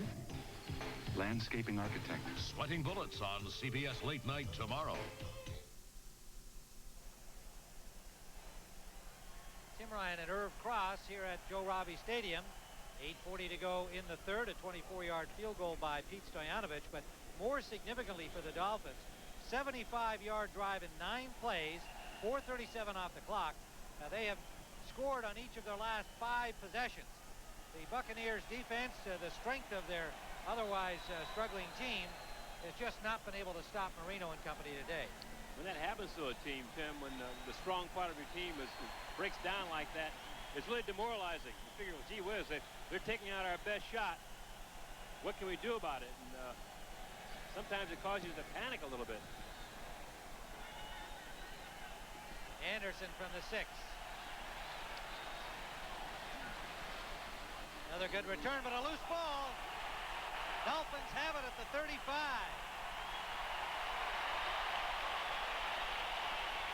No flags and apparently no whistles. Anderson coughing it up after a good return. And Miami will have the football at the 35-yard line of Tampa Bay. What more can happen to Richard Williamson and his Buccaneers? Gary Anderson's a sure-handed ball carrier. Again, he's in traffic, protecting the ball. Actually, Tim, it's kind of hard to tell if that ball came out after he hit the ground or as he was going down. But as he was going down, a couple of the Dolphins just tried to force the ball out of there, and they did. He ripped it out of his arms. Mike Magruder recovered it, but it was Mike Iaquinello, the rookie from Michigan State, who stripped it. And now it looks like replay is getting into it. Yeah, they wanted to see if he hit the ground before the ball came out. It looked like his back was on the ground as the ball came out. If that were the case, it would not be a fumble. It was ruled a Tampa fumble, Miami recovery. The play is being reviewed. Now, yes, he has a good grip on the ball. Now he's going to hit traffic here. Now he's going to cover the ball to protect himself here. Here comes the first collision. Hang on to the ball. Iaquinella's in there trying to force it out. Now he goes down to the ground. The question is, when did the ball come out of there? I think it might have come out after he hit the ground, Tim. Now he's going down. Protect the football. All right. Iaquinella's wrestling with it right there now. Does it come out? Yes, out. It's out. It's out. It's out. He had lost control of it before he hit the ground. I think they should rule fumble on this. Well, Gary Anderson hopes they don't. Review, the play stands. But they do. Touchdown, Miami. That's what we saw, too. But it's one of those plays, though, where the defense just simply took the ball away. You talk about protecting the football, not having fumbles. Sometimes you can't help it. If a defensive team decides they want to take the ball out of your arms, a lot of times they can do it. So Marino, 16 of 26, 2 touchdowns, has the first down at the 35. Hicks. Explosive speed to the 16-yard line. And now for an NFL report. Let's go to Greg Gumbel in New York. All right, Tim, in Atlanta, quarterback Chris Miller, who didn't start this game because of a 103-degree temperature, has started the second half and engineered a touchdown drive for the Falcons. Steve Broussard finishing it off with a 3-yard touchdown run. Falcons are within a TD of Green Bay in the third quarter, Tim. Well, interesting developments in Atlanta. Wasn't aware that Miller hadn't started. He's their main man, replacing Billy Joe Tolliver. That could change that complexion down there a lot. Higgs is nailed by Manley. Oh. Hello. Oh, hello is right. The Buccaneers have a line charge. It's a very aggressive charge. In some terminology, teams call it a jet charge. Now, what happens is the defensive lineman will get down in their stance, and they get into a sprinter stance. And as soon as the ball is snapped, here's Manley out here, out wide on the tackle. As soon as the ball is snapped, you come and penetrate. Watch this play develop. Higgs didn't know what happened until he was whacked, hit. Buffalo has gone ahead of New York, 17-10. Dolphins fans particularly interested in that. Second down, 14. Little swing quickly out for Sammy Smith, and Smith is close to a first down.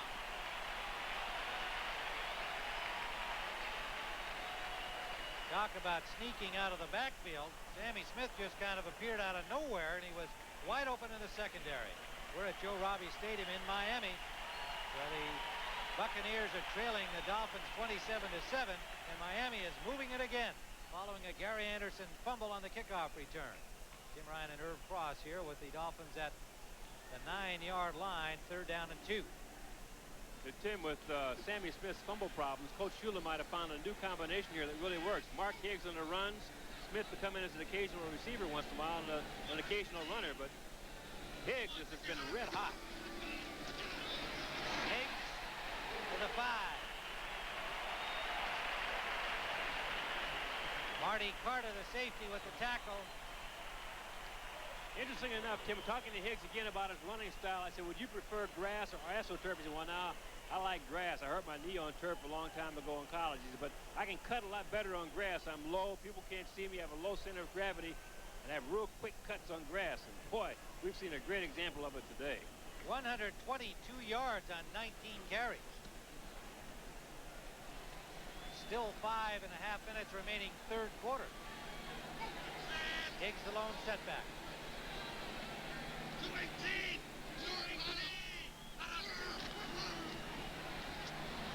Manley again, and Broderick Thomas with the hit, but Manley driving the blocker Mark Dennis right back into the play. Dexter may be right. Maybe he ought to be out there longer. More plays. You know, he hasn't played the run. Traditionally, he hasn't played the run that well as a pro, but today he really is. He's giving it everything he has because, again, he told us last night, this may well be, you know, my chance to really shine because I don't know where I'm going to be next year. Here again, just beating Mark Dennis, the right tackle, taking him upfield. Again, the technique the Buccaneers use is get off the ball, penetrate, and drive upfield. Manley's doing that today. Second down, Dolphins. Marino, quick drop and quick hit to Duper. Reynolds throws him out of bounds. And he got about 5 on the play. They're going to spot it at the 2-yard line of the Buccaneers.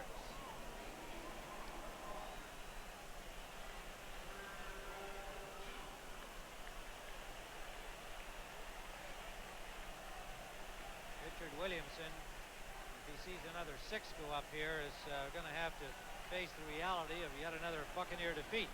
Now he's Marino. He wants to go. He's ready. Boy, I tell you, he's not intimidated by Don Shula. I thought Shula intimidated everybody. 3rd and goal. Well, they're not going to get it off. 4 seconds on the clock, and the Dolphins take a timeout rather than risk having themselves backed up or delay a game. And an angry Marino heads to the sideline. It's been almost 2 hours. Tom. He was just going to the store, wasn't he? No, Kevin. He does this every time. Well, he's your brother. Well, you gave him the keys. The Toyota Celica, rated by brothers-in-law everywhere as their favorite car to borrow. I think I see headlights.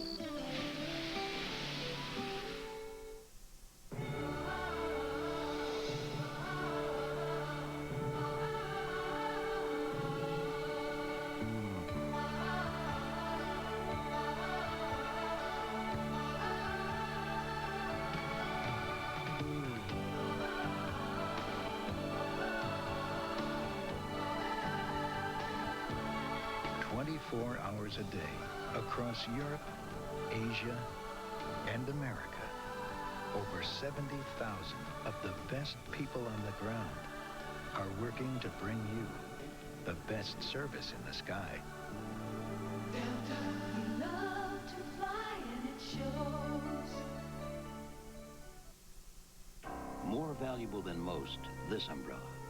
50% of the Fortune 500 carry it for their insurance and investment needs. Open in case you want quality and service the traveler's way. You're better off under the umbrella. An early season clash of perennial titans. Kentucky battles Indiana in the season premiere of NCAA basketball on CBS Sports next Saturday.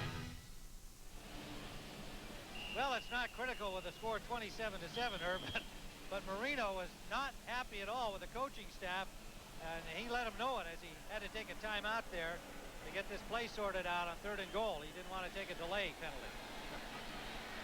He went stomping over there and got it right in the face of Gary Stevens, the offensive coach, and head coach Don Shula. Roll out, and he's hit. Is that a fumble? Is he down? McCants put the hit on him, and they're going to call it down. Boy, I tell you, you could make a case for a couple of things there. I mean, he looked like he might have had kind of a sidearm throwing motion, which would make it incomplete. Let's see where they mark it. Yeah, McCants comes through scot-free here. His job was to control. Well, he throws it. He does throw it. He realizes he's in trouble, and he just came up and threw the ball right away. But Keith McCants, the defensive end on that side of the field, was responsible for containment, and by golly, did he ever. Incomplete pass, and a good ruling on that. But obviously not a great play that after. Marino was obviously right. He should have gone with the one he had ready on the previous down. Stoyanovich has a field goal from 19 yards out, and the Dolphins had 3 more to make it 30-7. 3:45 still to play in the 3rd quarter.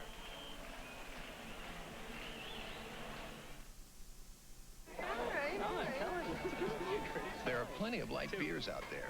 I'm still light, right? But if you're looking for one that's not like all those other lights, if you're looking for one that's... We interrupt this program to bring you a special report from KMGH 7 News. Good afternoon, I'm Lynn Setzer. We'll be back to the football game in a few minutes, but first, Tom Sutherland's homecoming. He's in Fort Collins and is arriving at the CSU campus. Right now, let's go live to Cynthia Hessel. Cynthia? Lynn, I'm off to the side here as an excited crowd welcomes Tom Sutherland. He's emerging from the limousine. You can see him there in the sunroof. He's had quite a long motorcade through the streets of Fort Collins in the last hour or so, and now hundreds of people are here at the administration building on the CSU campus to welcome him. You can hear the CSU band in the background. Governor Romer is waiting at the steps of the administration building not far from here. The media, of course, is everywhere, and Tom Sutherland has a mounted police escort.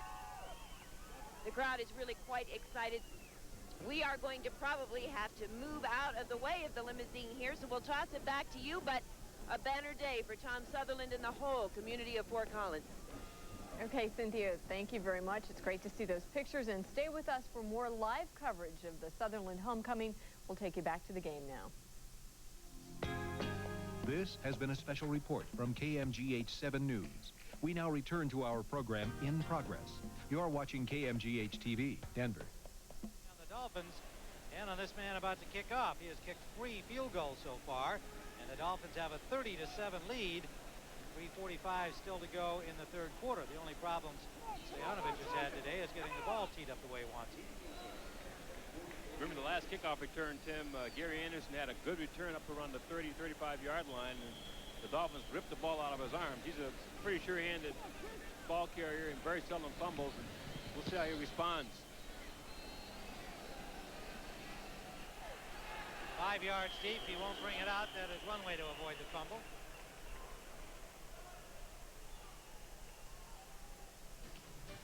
Well, in the wild card picture in the NFC, still much to be decided. Look at the list of teams still involved. Minnesota down there at the bottom, mathematically alive at 6 and 7, but they've got a very tough schedule ahead. Well, it looks like a fairly easy schedule, really. They've got. Oh, right, sure. Yeah, so just the other way. So they have the softer schedule of the wild card teams here, but again, you never know. Shula told us the other day, it's not so much what the overall record is of a team, but rather said how well they're playing when you play them.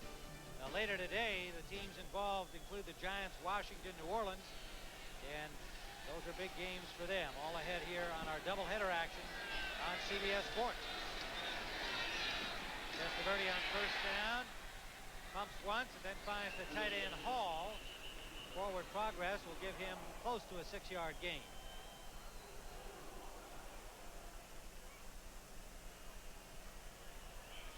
Yeah, Minnesota with the records of the teams remaining most favorable to them, but they're at 6 and 7, so they're very much a long shot with all of those teams ahead of them in the wild card hunt. Second down and 3. Gets some time, and Dossie drops it. A rare drop by the rookie. And the linebacker Reichenbach chasing him, but he was free of him, just dropped the ball. One of the things that the Miami Dolphins do defensively is their feeling is that you bend but don't break. Give them the short stuff, not the long ones. Make them go in 20, 25 plays to score. And somewhere along the line, the offense will make a mistake. And that's what they mean. A short pass should have been completed. Dropped it. Third down and 3. And this time, Dossie looked like the same route. Comes up with a grab and a first down Tampa Bay to the 35. Cornerback Chris Green made the tackle. Number 42 comes in that 4-7 alignment.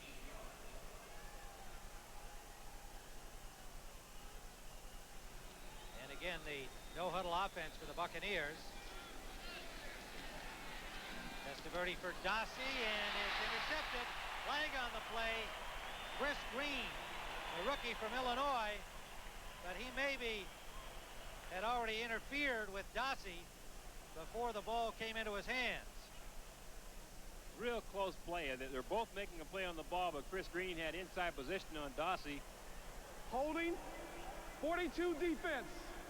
First down. They're going to call him for holding, but we'll take a look at it on the replay to see what kind of position he was in. But number 42, Chris Green, on the far end of your screen here, picks up Dossie coming inside. Now, boy, well, he has his hand on his back. That's what they probably called his right arm is wrapped around his back. Front side where he batted the ball up was okay, but he had his arm around his back. That's holding. So first down for the Buccaneers at their 40-yard line. Draw play. Reggie Cobb gets about 4. And the tackle made by Jeff Cross. Cross bothered with a groin and calf injuries, but continuing to play well up front for the Dolphins, number 91 out of Missouri. Got a story about Jeff Cross we'll come back to in a minute, Tim. Second down and 7, and intended for Dossie, overthrown. Dossie trying to shake loose from Bestie Jackson. With Jeff Cross the other day, we're in the locker room of the Miami Dolphins talking to players and getting ready for the broadcast, and he grabbed me and grabbed one of the equipment people in the locker room and said, "Here, take our picture." So we stood there. He draped his big arm around me. We took our picture. I said, "What's that for?" He said, "Well, my mom and dad are big Irv Cross fans." I said, "You think there might be a tie here somewhere that we could be distantly related?" He says, "I don't know." So I got relatives all over the place. Guy's playing pretty well. So some distant cousin probably. Who knows? I don't know. Third down and still 7 for the Bucs. Intended for Mark Carrier, and the coverage there was too tight. Bobby Harden, number 45. That was a tough pass to make. So it's 4th down. The Dolphins hold again, and the Bucs fail to keep a drive going. Mark Royals to the 30-yard line for the punt, and back to receive Scott Miller. He's standing at the Dolphins 16.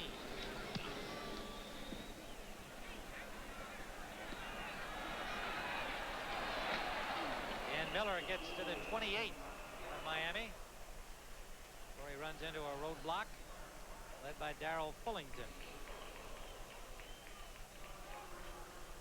So apart from that opening drive by the Buccaneers after the fumble by Mark Higgs, they've been unable to do anything on offense.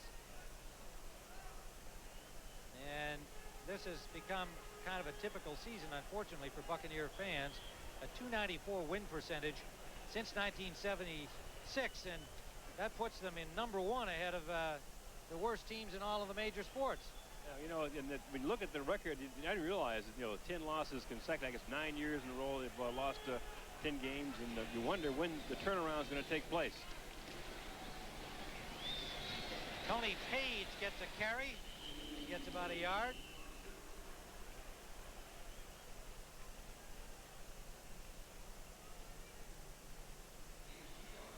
Well, you have to have a seamstress in the NFL these days. That's Farrell Edmonds' uniform, apparently. Big tight end. They call him Tree. I guess they were sewing up the tree trunk. Yeah, I guess he just exploded out of those pants, and you got to have a lot of skills to be on the staff of an NFL team these days. Equipment staff down there, they have to be able to do a little sewing as well. 368 yards of offense now against only 110. The Bucs. 2nd down and 8.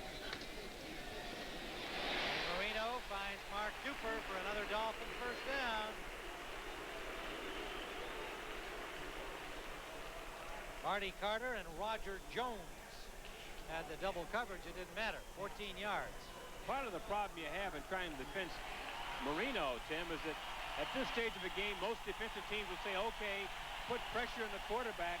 Let's blitz a red dog. Try to knock him down, throw him for losses, take the ball away. But Marino, first of all, gets good protection. And secondly, when the protection breaks down, he's so quick with his delivery, he can beat the blitz with his arm. It's very frustrating. Higgs. About 3.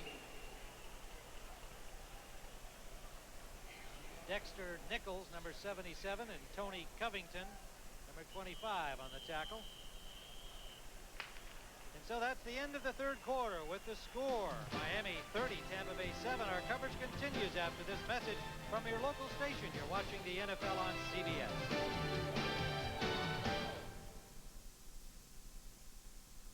This is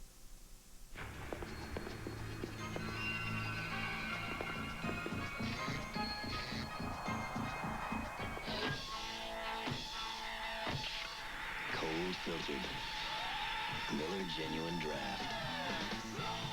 For those who've discovered its real draft taste, the world is a very cool place.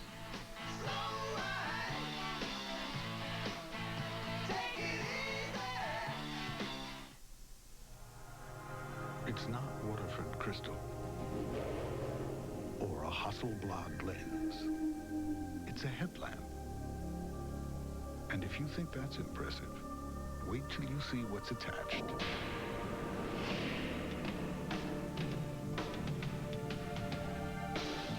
Introducing the new Lexus ES 300 Sport Sedan.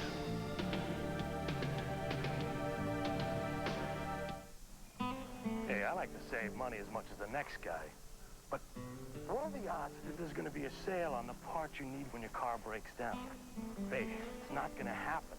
That's why I go to AutoZone. I mean, sure, you could wait around for a couple weeks and maybe beat their price by a few pennies someplace else. But I don't want to wait for a sale when I need a part.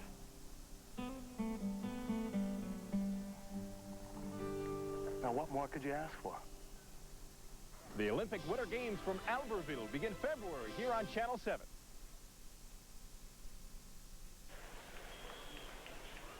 Tim Ryan with Irv Cross here in Miami, Florida. 30-7 beginning the fourth quarter. Hard to believe that the Buccaneers actually were in front in this game, but they were. It followed a miscue by Mark Higgs dropping the ball after a good run. And since that time, it's been all Miami. Marino intended for Duper, and it looked like he got tangled up with Reynolds. And it's incomplete. The Marks brothers, you saw them there together, Duper and Clayton. Tampa Bay, as we said, actually led in the ball game with Reggie Cobb's 1-yard touchdown run. A very impressive drive the first time they had the ball following the Higgs fumble. But then 24 unanswered points by Miami in the second quarter. 5 consecutive possessions in which they scored. 3 field goals by Pete Stoyanovich. And Marino, 18 of 29, make it 18 of 30 now. 243 yards, 2 touchdowns. Third down and 8. Flags everywhere as the Buccaneers came flying in on Marino. Perhaps prematurely, unless they were drawn. Offside. 51. Defense. Still third down. Yeah, Thomas is way ahead of the snap. And again, that's just all part of the feeling you get on defense. You want to get something started. You're anxious to get to Marino and simply jump the gun. Bucks have Dexter Nichols in at tackle number 77, 5-year man out of Florida State. Giving Newton a rest, Tim Newton. Third down and a long 2.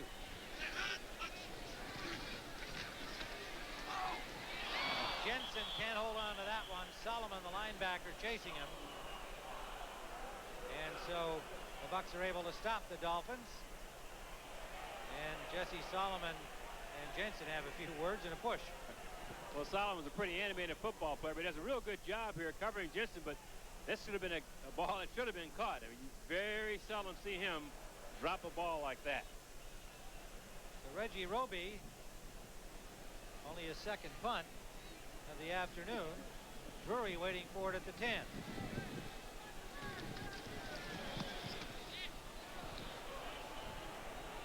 Bearcat signal, and it's going to bounce down at the 2-yard line.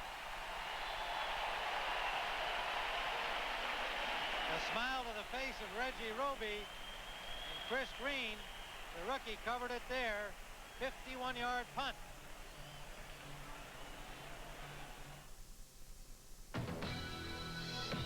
The balanced vehicle, a philosophy that governs the applied technologies in the Cadillac DeVille.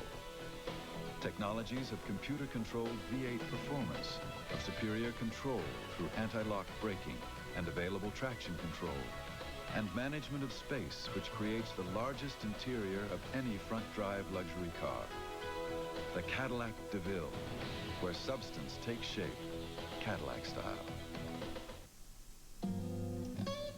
Panasonic presents a new breed of smooth operator. The new Smooth Operator rechargeable razor unites the old-fashioned closeness of a warm, wet shave with the convenience and no-nick comfort of an electric.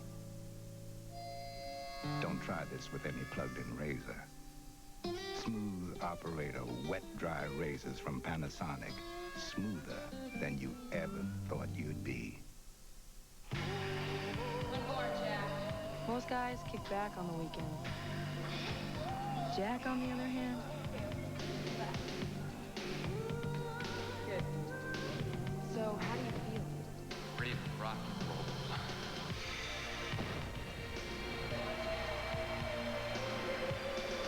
Only one beer has the taste as genuine as the people who drink it. Budweiser. Tomorrow, we're sleeping in. This game summary is sponsored by Budweiser. Tim Ryan and Irv Cross, and this is a quick look at what's happened here so far until that last stoppage by the Bucks. The Dolphins have scored on 6 consecutive possessions. Mark Higgs, a great day on the ground, 122 yards rushing, and Dan Marino into the record book with his 8th 3,000-yard season. And we've still got 14:39 to play. Testaverde having to start from his 2-yard line following Roby's Brilliant punt. Reggie Cobb flipped up over the top and got a couple. Well, for another NFL update, let's go to Greg Gumbel in New York. All right, Tim, in Atlanta, the Mike Tomczak to Sterling Sharp combo clicks for the second time today. First play of the fourth quarter, 20-yard touchdown pass, and Green Bay's lead is again 2 touchdowns over Atlanta, 28-14, Tim. All right, well, thank you, Greg. Here in Miami, it's been all Dolphins, and they've got the Bucs pinned up in their own end. Cobb, good running. Good hole in the middle behind Mayberry, Beckles, and McHale. Reichenbach and Griggs made the stop.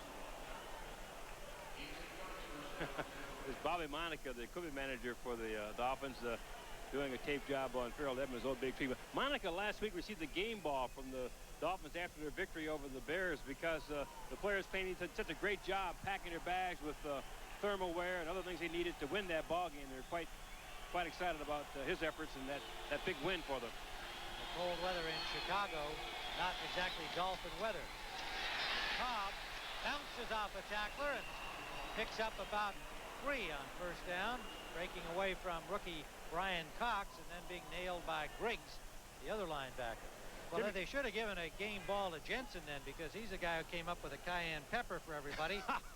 He claims that old Alaskan fisherman's trick did the job for the Dolphins as much as Bobby Monica did. Well, but Monica doesn't believe in that stuff. He said, that's voodoo, he says. I believe in facts. You know, I'm going scientifically with my team. Thermal underwear, you bet. Second down and 6. Ron Hall, and reaching out, may have the first down. Hauling Bestie Jackson with him.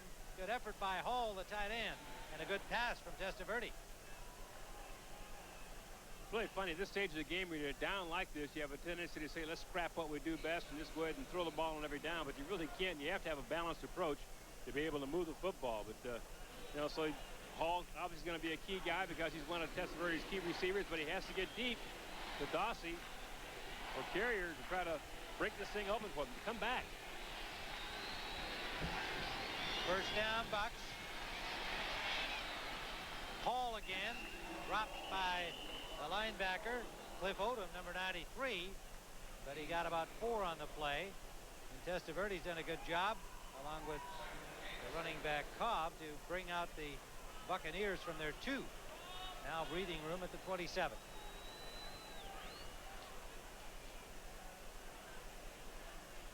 I asked Testaverde the other day what he thought he did best as a quarterback. He looked at me and shrugged his shoulders and says, I don't know.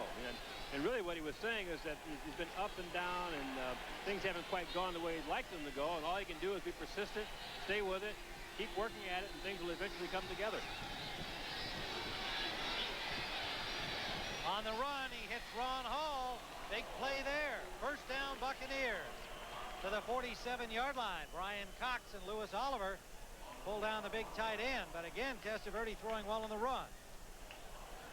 Little rollout, you can see Hall, the tight end, he really comes all the way across field to pick up this play. Vinny fakes the ball here and rolls out. The key here, though, is that the in-man on the line has to contain this play, but he gets caught inside. Now, here comes Vinny, plenty of time, because the linebacker on the outside, Griggs, took a false step. Hall comes through cleanly with a completion. Good play by the Buccaneers. First down to their 45.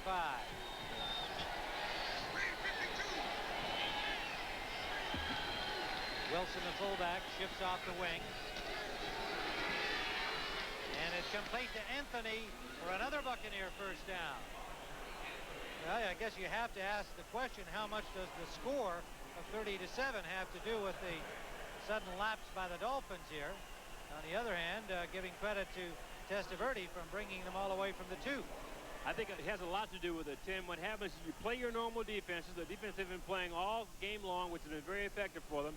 But when you have this much of a cushion, you say, well, they complete a pass, it's not going to hurt us. I mean, you ought to think, stop it. But if they complete passes, even if they score, you don't feel as much pressure as you would if you're in a closer game. Whoop, miscue there, and it's intercepted. Lewis Oliver, a miscue on the route, evidently. Reggie Cobb, I believe, the intended receiver. He was deep along with Dossie, the rookie wide receiver. That's what happens to the Bucks. Oh, boy, I tell you. Look, it might have been Carrier also involved in that, too, Tim. 88, he's running a deep post pattern inside. He thought somebody was going to break to the outside. Well, that picture tells it all. It sure does. The only guy near the ball was a Miami Dolphin. What? We'll be back at Joe Robbie Stadium in a moment. I want performance. I want handling. So I probably want a European sedan. Seville by Cadillac and the new dynamics in performance technology, where an electronically controlled V8 powertrain makes acceleration smooth and invigorating, and where a speed-sensitive suspension automatically retunes itself as you drive.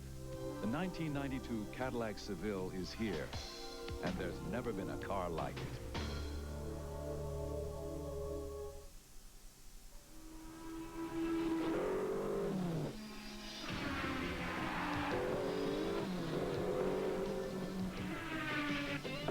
When it comes to making batteries that last, somebody's in high gear.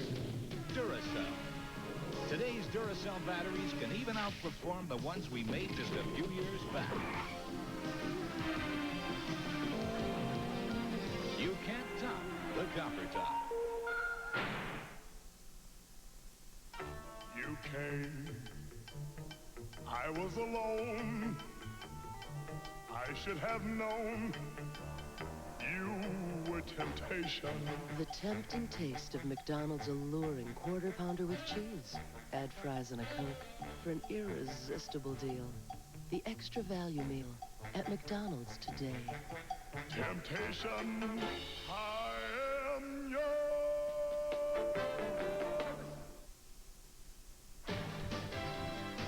CBS Sports coverage of the National Football League is sponsored by Cadillac and your local Cadillac dealer. Discover how substance is taking shape Cadillac style.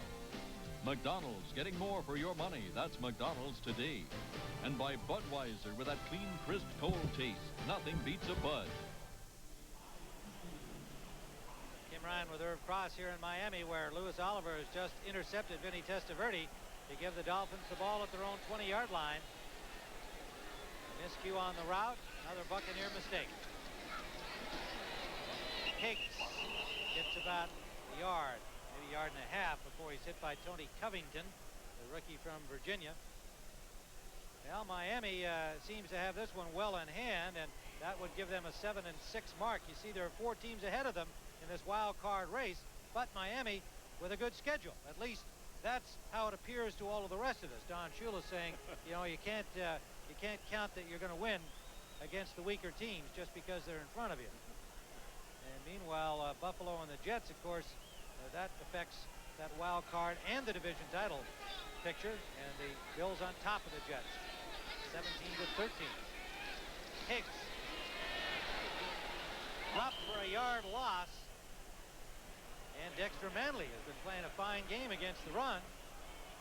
And as you point out, that's not what he was known for in his great days in Washington. He's really a pass rusher. Right, Tim, you know, but again, he told us last night that with Dexter Manley, when he was in Washington, that their responsibility was to control the offensive lineman at the line of scrimmage, read, and then go. But in this defense, the first step should be upfield. He's beginning to get a feeling for that now. He likes that. You know, he did that on his pass rush. On a running game now, he's gotten to the point where he feels that sense of explosion, and he's been really effective today. He doesn't like coming out on the passing downs, and he said so. Burt Widener's come in at right guard for Harry Galbraith for the Miami Dolphins. Widener, number 60. Marino, deep sideline, right on the money to Martin. And a diving tackle by Roger Jones, the rookie from Tennessee State, saving the touchdown, but giving up the reception. You said a mouthful, Tim, the rookie from Tennessee State. And I think Miami saw a rookie sitting out there, and they said, okay, let's challenge him and see what he has. Tony Martin, number 89, the fastest man on this Dolphin team. This goes on a fly pattern. You can't see him in your screen now, but when you do see him, he's going full bore. And number 24, Roger Jones, just can't keep up with him. Here he makes a diving effort to prevent a touchdown, but that's a big play. Martin already with a brilliant touchdown catch earlier after a couple of drops. A 50-yard gain. Higgs worms his way for about 9 yards. Roger Jones made the tackle, so the Bucs giving the rookie from Tennessee State a shot in Carl Carter's position at the right corner. Tim, you wonder why a back like his can be so effective. Again, he's short, 195 pounds, stocky guy, very powerful. When you hit him, you are hitting helmet and shoulder pads. That's all you see. And every once in a while, you'll hit knees, but he's well protected because he's down in a crouch when he makes contact with the defensive people, and he delivers quite a blow. Now, nearly 200 pounds, like Barry Sanders, he is short but not small. Second down and 3. Higgs again. And runs into Jesse Solomon that time, who drops him after a gain of a yard. It'll leave third and about 1. Wonder what Thomas and Marino were talking about. Well, you know, Broderick, he can move that mouth a little bit. Reuben Davis is the injured Buccaneer player, number 79, and he is hurt.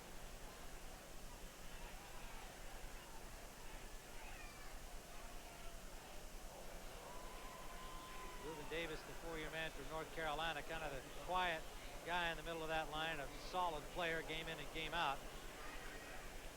Hope he's all right. Let's take this time out and go to Greg Gumbel in New York for an NFL update. All right, Tim, in Atlanta, Chris Miller trying to rally the Falcons. This 20-yarder to Andre Rison pulls Atlanta to within a touchdown. Miller, 6 of 9 for 94 yards. And that touchdown, since he's come on in the second half, it's 28-21 Green Bay with 9.5 still to play in the fourth quarter, Tim. Oh, Chris Miller must have found some good aspirin there, Greg, because he looks like maybe he should have started the game. Boy, he's playing. Yeah, that flu bug is going all over the country, though. You know, Clayton was hit with it here in Miami. Of course, Miller is having his problem. And take a look. We're just not talking about with Higgs, number 21, coming upfield. And Reuben Davis behind him. Yeah. Gets hit, yeah. Took a shot. Looks like he got hit right on the thigh. Yeah. They were working on his knee at one time, Tim. Looks like they're still concentrating on that area. But it's always a good sign when they can get up and stand up on it. So Davis trying to get off under his own power. And gets a hand from the Miami crowd here at Joe Robbie Stadium.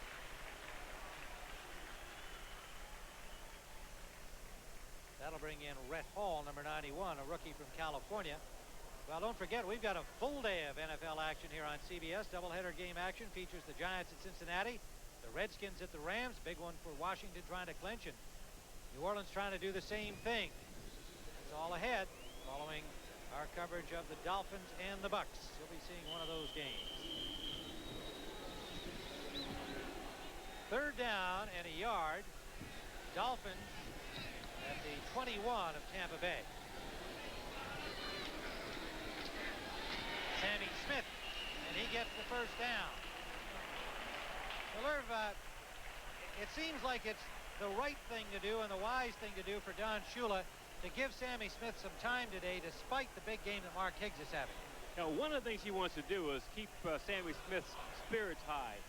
You bench a great athlete. He's been a top-flight athlete all of his career. Now, here he is in the pros struggling, but Don Shula knows full well he doesn't want to take that spark away from him, that competitive drive. And one thing you have to do is give him a chance to play and play through his problems. And I talked to Sammy yesterday. He's not worried about his fumbling. He's concerned about his fumbling, but he says, if I worry about that, it'll hurt my running style. I have to be myself and just go ahead and let it go.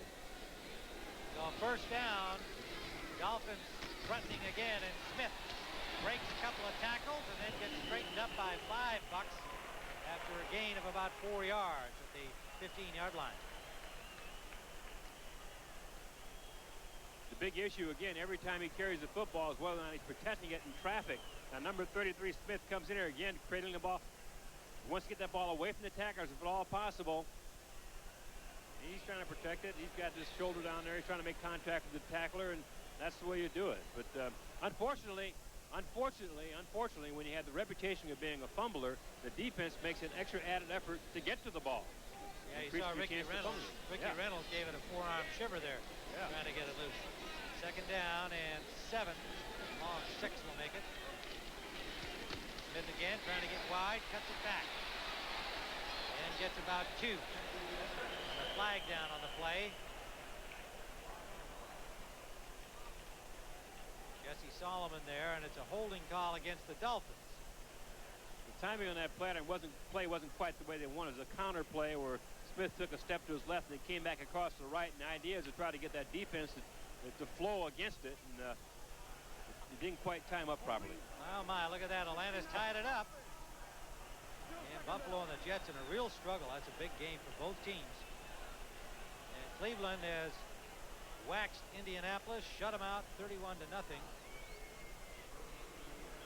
And the Browns keep their slender playoff hopes alive. We have at least one Cleveland fan in the stadium. We don't have to identify that person. Our producer.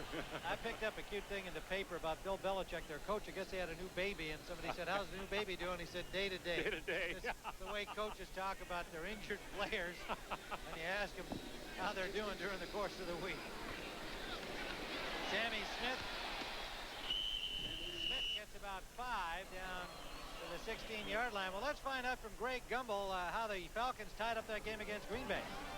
Well, Tim will show you on the kickoff. Green Bay's Charles Wilson will lose the handle, and Atlanta's Joe Fishback picks it up, returns at 17 yards, 2 touchdowns in 11 seconds. Atlanta's playoff hopes are flying, Tim, 28 apiece in the fourth.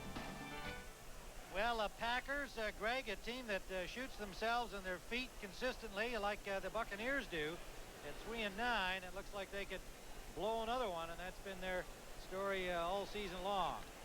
We're talking about that fumble story. You saw what happened in that game. The kick returner coming up, and the tackler, instead of going for the tackle, swatted the ball out of his hand, and Atlanta came up with an easy 6. Tony Page, he gets a couple inside the 15-yard line. It'll bring on Pete Stoyanovich for his 4th field goal try of the day. He's 3 for 3. This game is presented by authority of the National Football League, and this CBS telecast is intended for the private use of our audience. Any rebroadcast or other use of the telecast without the express written consent of CBS, the Miami Dolphins, and the NFL is prohibited. Get those cards and letters in there if you want to get permission. Pete Stoyanovich is 3 for 3 in this department.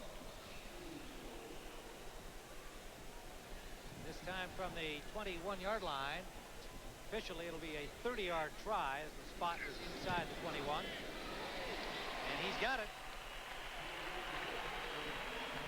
Pete Stoyanovich, number 4 on the day, and a 33-7 Dolphin lead over Tampa Bay. 3:38 remaining.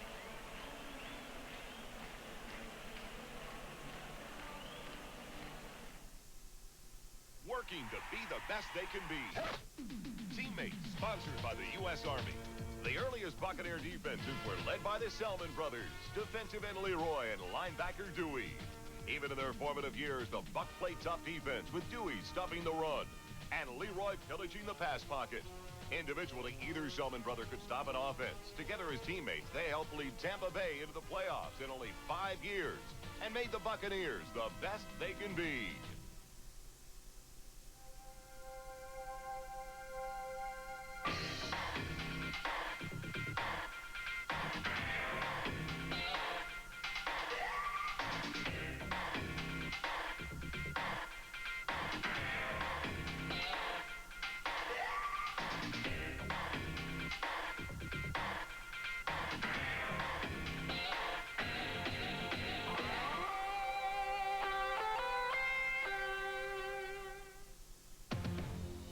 The difference between a suspension that enhances performance at high speeds and one that can isolate poor road conditions at low speeds is a fine line.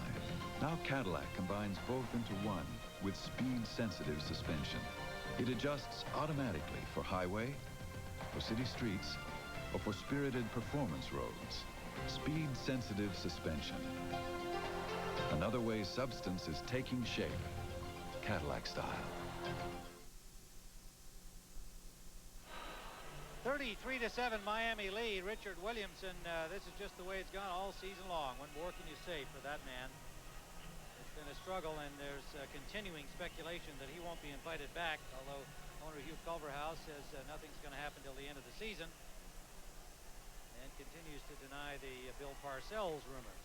Pete Stoyanovich, in his 3rd year, will kick it off, and this is his best day, Irv, kicking field goals for the Dolphins in terms of numbers. 4 on the day, and that's a personal best as a Miami Dolphin. I want to come back to your conversation with Mr. Culverhouse. Anderson out to the 23-yard line, where Ned Bolkar makes the tackle. Well, next Saturday, as they have a little scuffle on the sideline, we want to remind you that on Olympic Winterfest Countdown to Albertville, we'll have international hockey action for you. Team Canada and Team USA live from Knickerbocker Arena in Albany, New York. You get a look at the outstanding young player, Eric Lindros, and that's at 1 o'clock Eastern. Following hockey, the season premiere of NCAA basketball as the Kentucky Wildcats take on the Hoosiers of Indiana live from the Hoosier Dome at 3:45 Eastern following the hockey.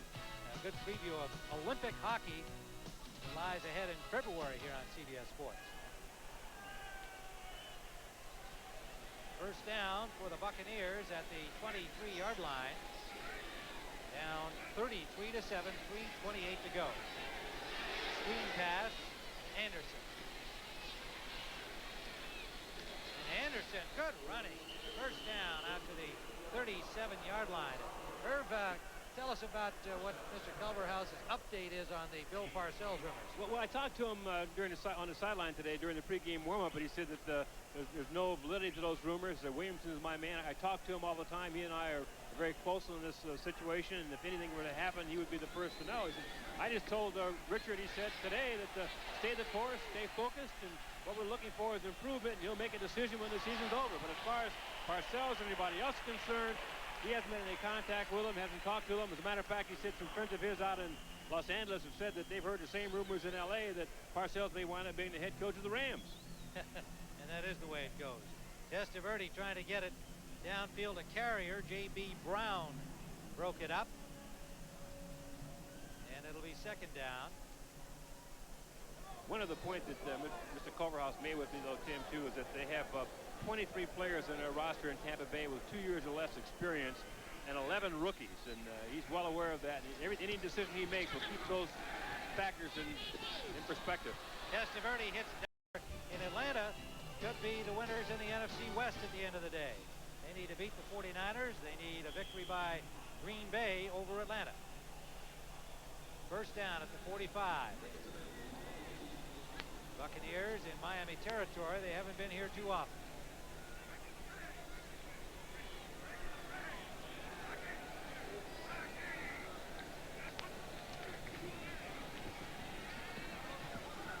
Our Carrier, good catch. First down at the 27-yard line. Hit there by Mike Iaquinello, rookie from Michigan State, number 48. But Testaverde had his choice. He'd rather go inside with inside routes rather than throw the ball to the outside because he's very effective throwing the ball down the field inside. This time he hits Anderson for a gain of about 8. Gary Anderson. Take it in. Down to the 17-yard line, and we have reached the 2-minute warning here, and much of this stadium is now empty. We'll be right back.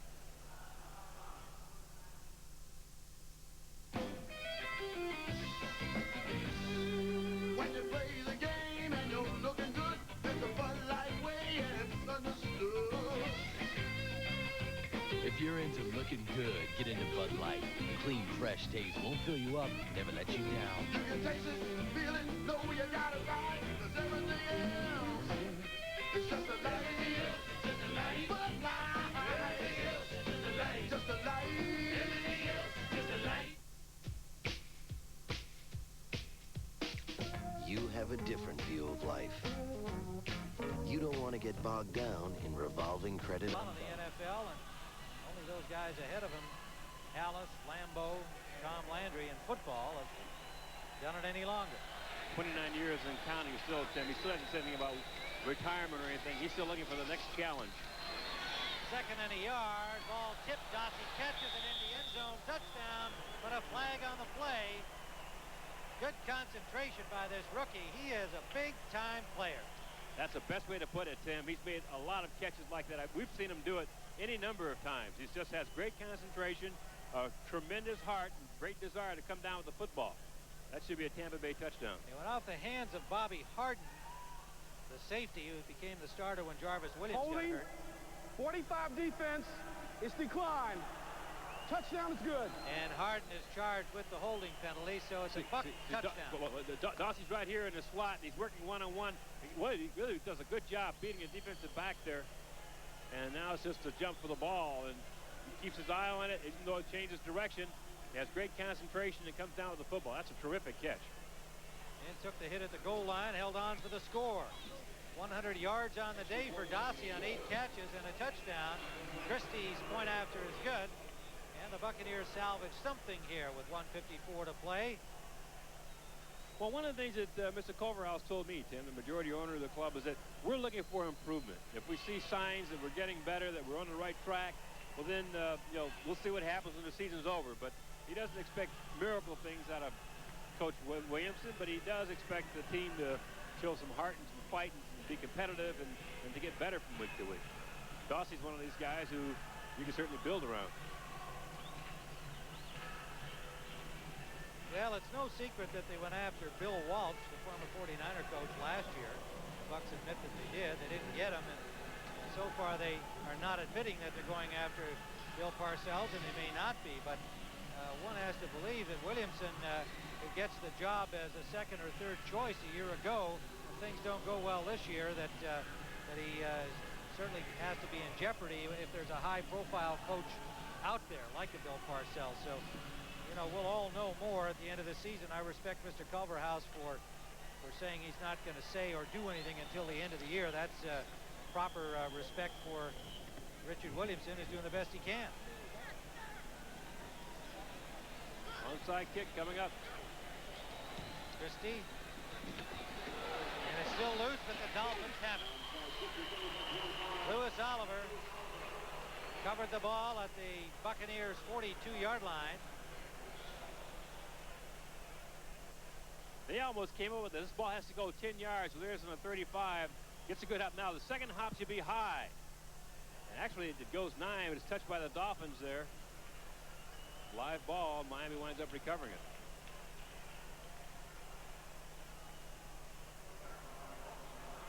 Lewis Oliver comes up with a recovery, but that's a much tougher play to recover than you might think. When that ball starts rolling, you usually get one clear hop, and the second one is a real high hop.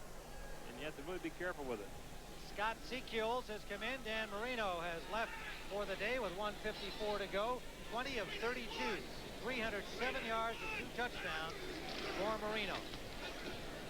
Logan, the ball carrier. Mark Logan gets about a yard as the spare players on the Dolphins get a little playing time here in these final minutes. Timeout taken by the Bucs. 1:44 on the clock.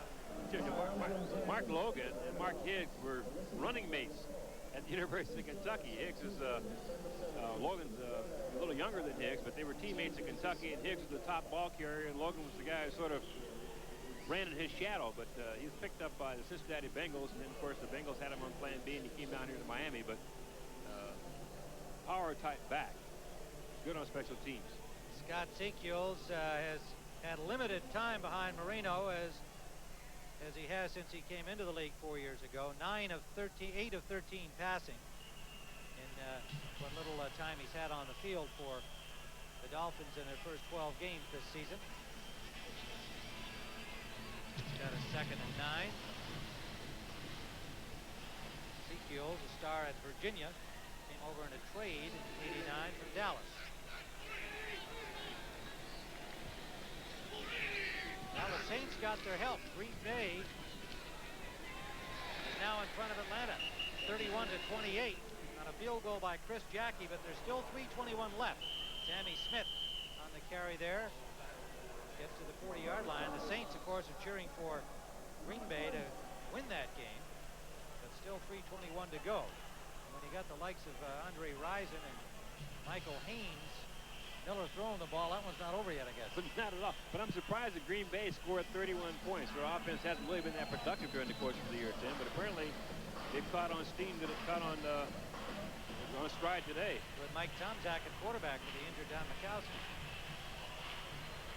There's a group right there that has to be disappointed. The entire Tampa Bay team, I'm sure, is disappointed in the result of this game, but their defense has been the heart and soul of the Tampa Bay's effort. They played hard all year long. They're ranked among the top defensive teams in the league, and they were just totally ripped apart today, to be honest. Floyd Peters trying to put a defensive game plan up against Dan Marino just didn't have what it took to match up with Miami today. Nichols still continuing for the injured Reuben Davis, who hasn't returned to the game. Tim Newton's been out for quite a while. Red Hall's been in there.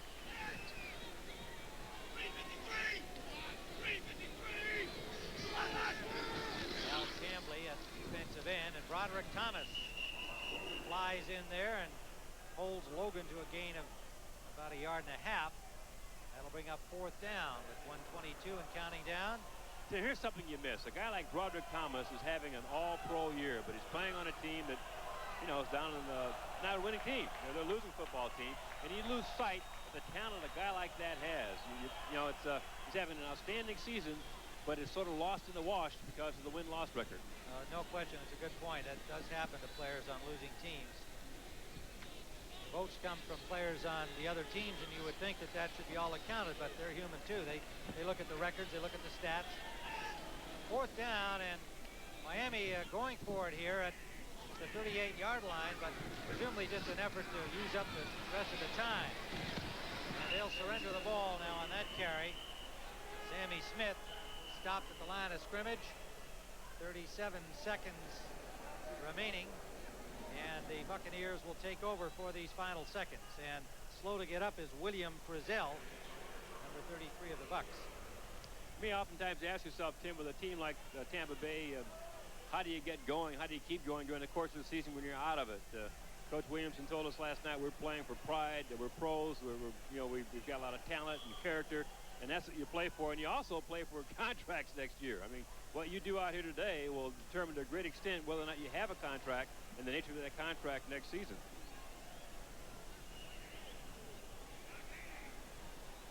Four wide receivers. They got 3 of them out to the right. Testaverde going to the left, and it's incomplete. Intended for Carrier. Coming up to cover was J.B. Brown, number 37. Testaverde on the day, 19 of 34, 211 yards, 1 touchdown, 1 interception. Threw the ball very well early on, particularly the opening drive, and has had 3 or 4 drops. And the intercept appeared to be a mistake downfield, not on his part. Somebody running an incorrect route. 2nd and 10. Same formation.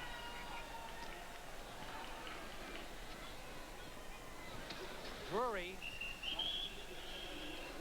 may have a 1st down, stops the clock with 26 seconds left. Chris Green on the coverage. Now there's a young man who had a couple of drops on the other side of the ball, but more than made up for it. Spectacular diving grab in the end zone. Several other big plays, including a 50-yarder. He was caught from behind on route to the end zone again. Tony Martin. 3rd down, about a football. Of course, they're throwing. That's incomplete. Carrier. And Carrier had an eye on Lewis Oliver. One eye on the ball and one eye on Lewis. I guarantee you, Tim, Lewis Oliver's been waiting all day long to do that.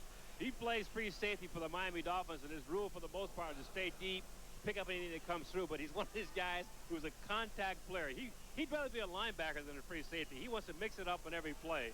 And this year, they're trying to get him to concentrate on picking off interceptions rather than making the hits, but I'm sure he loved that play. 21 seconds left, 4th down.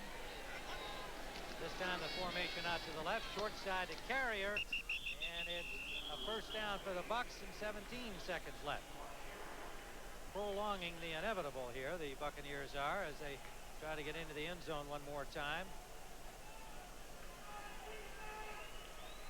Well, at Joe Robbie Stadium, it's been a long afternoon for the Tampa Bay Buccaneers as they led early 7-0. Trailed 33-14 with just 17 seconds to play. Tim Ryan and Herb Cross here watching the Dolphins get to 7-6 over the 500 mark for the first time this year and still in the AFC wild card hunt. And it's Aired out by Testaverde, 12 yards ahead of the intended receiver, Anthony. And 8 seconds left as the clock is stopped. Coming up next, our doubleheader game 2, you'll be watching either the Giants at Cincinnati, Washington at the Rams, or New Orleans at the San Francisco 49ers. Today's game was produced by George Veras, directed by Artie Kempner. The NFL Today was produced by Eric Mann and directed by Duke Struck. And that outstanding feature that you enjoyed, Robo QB, featuring Terry Bradshaw, was produced by Rich Gentile of our production crew here today. The senior producer of the NFL on CBS is Ed Gorin, and the executive producer is Ted Shaker.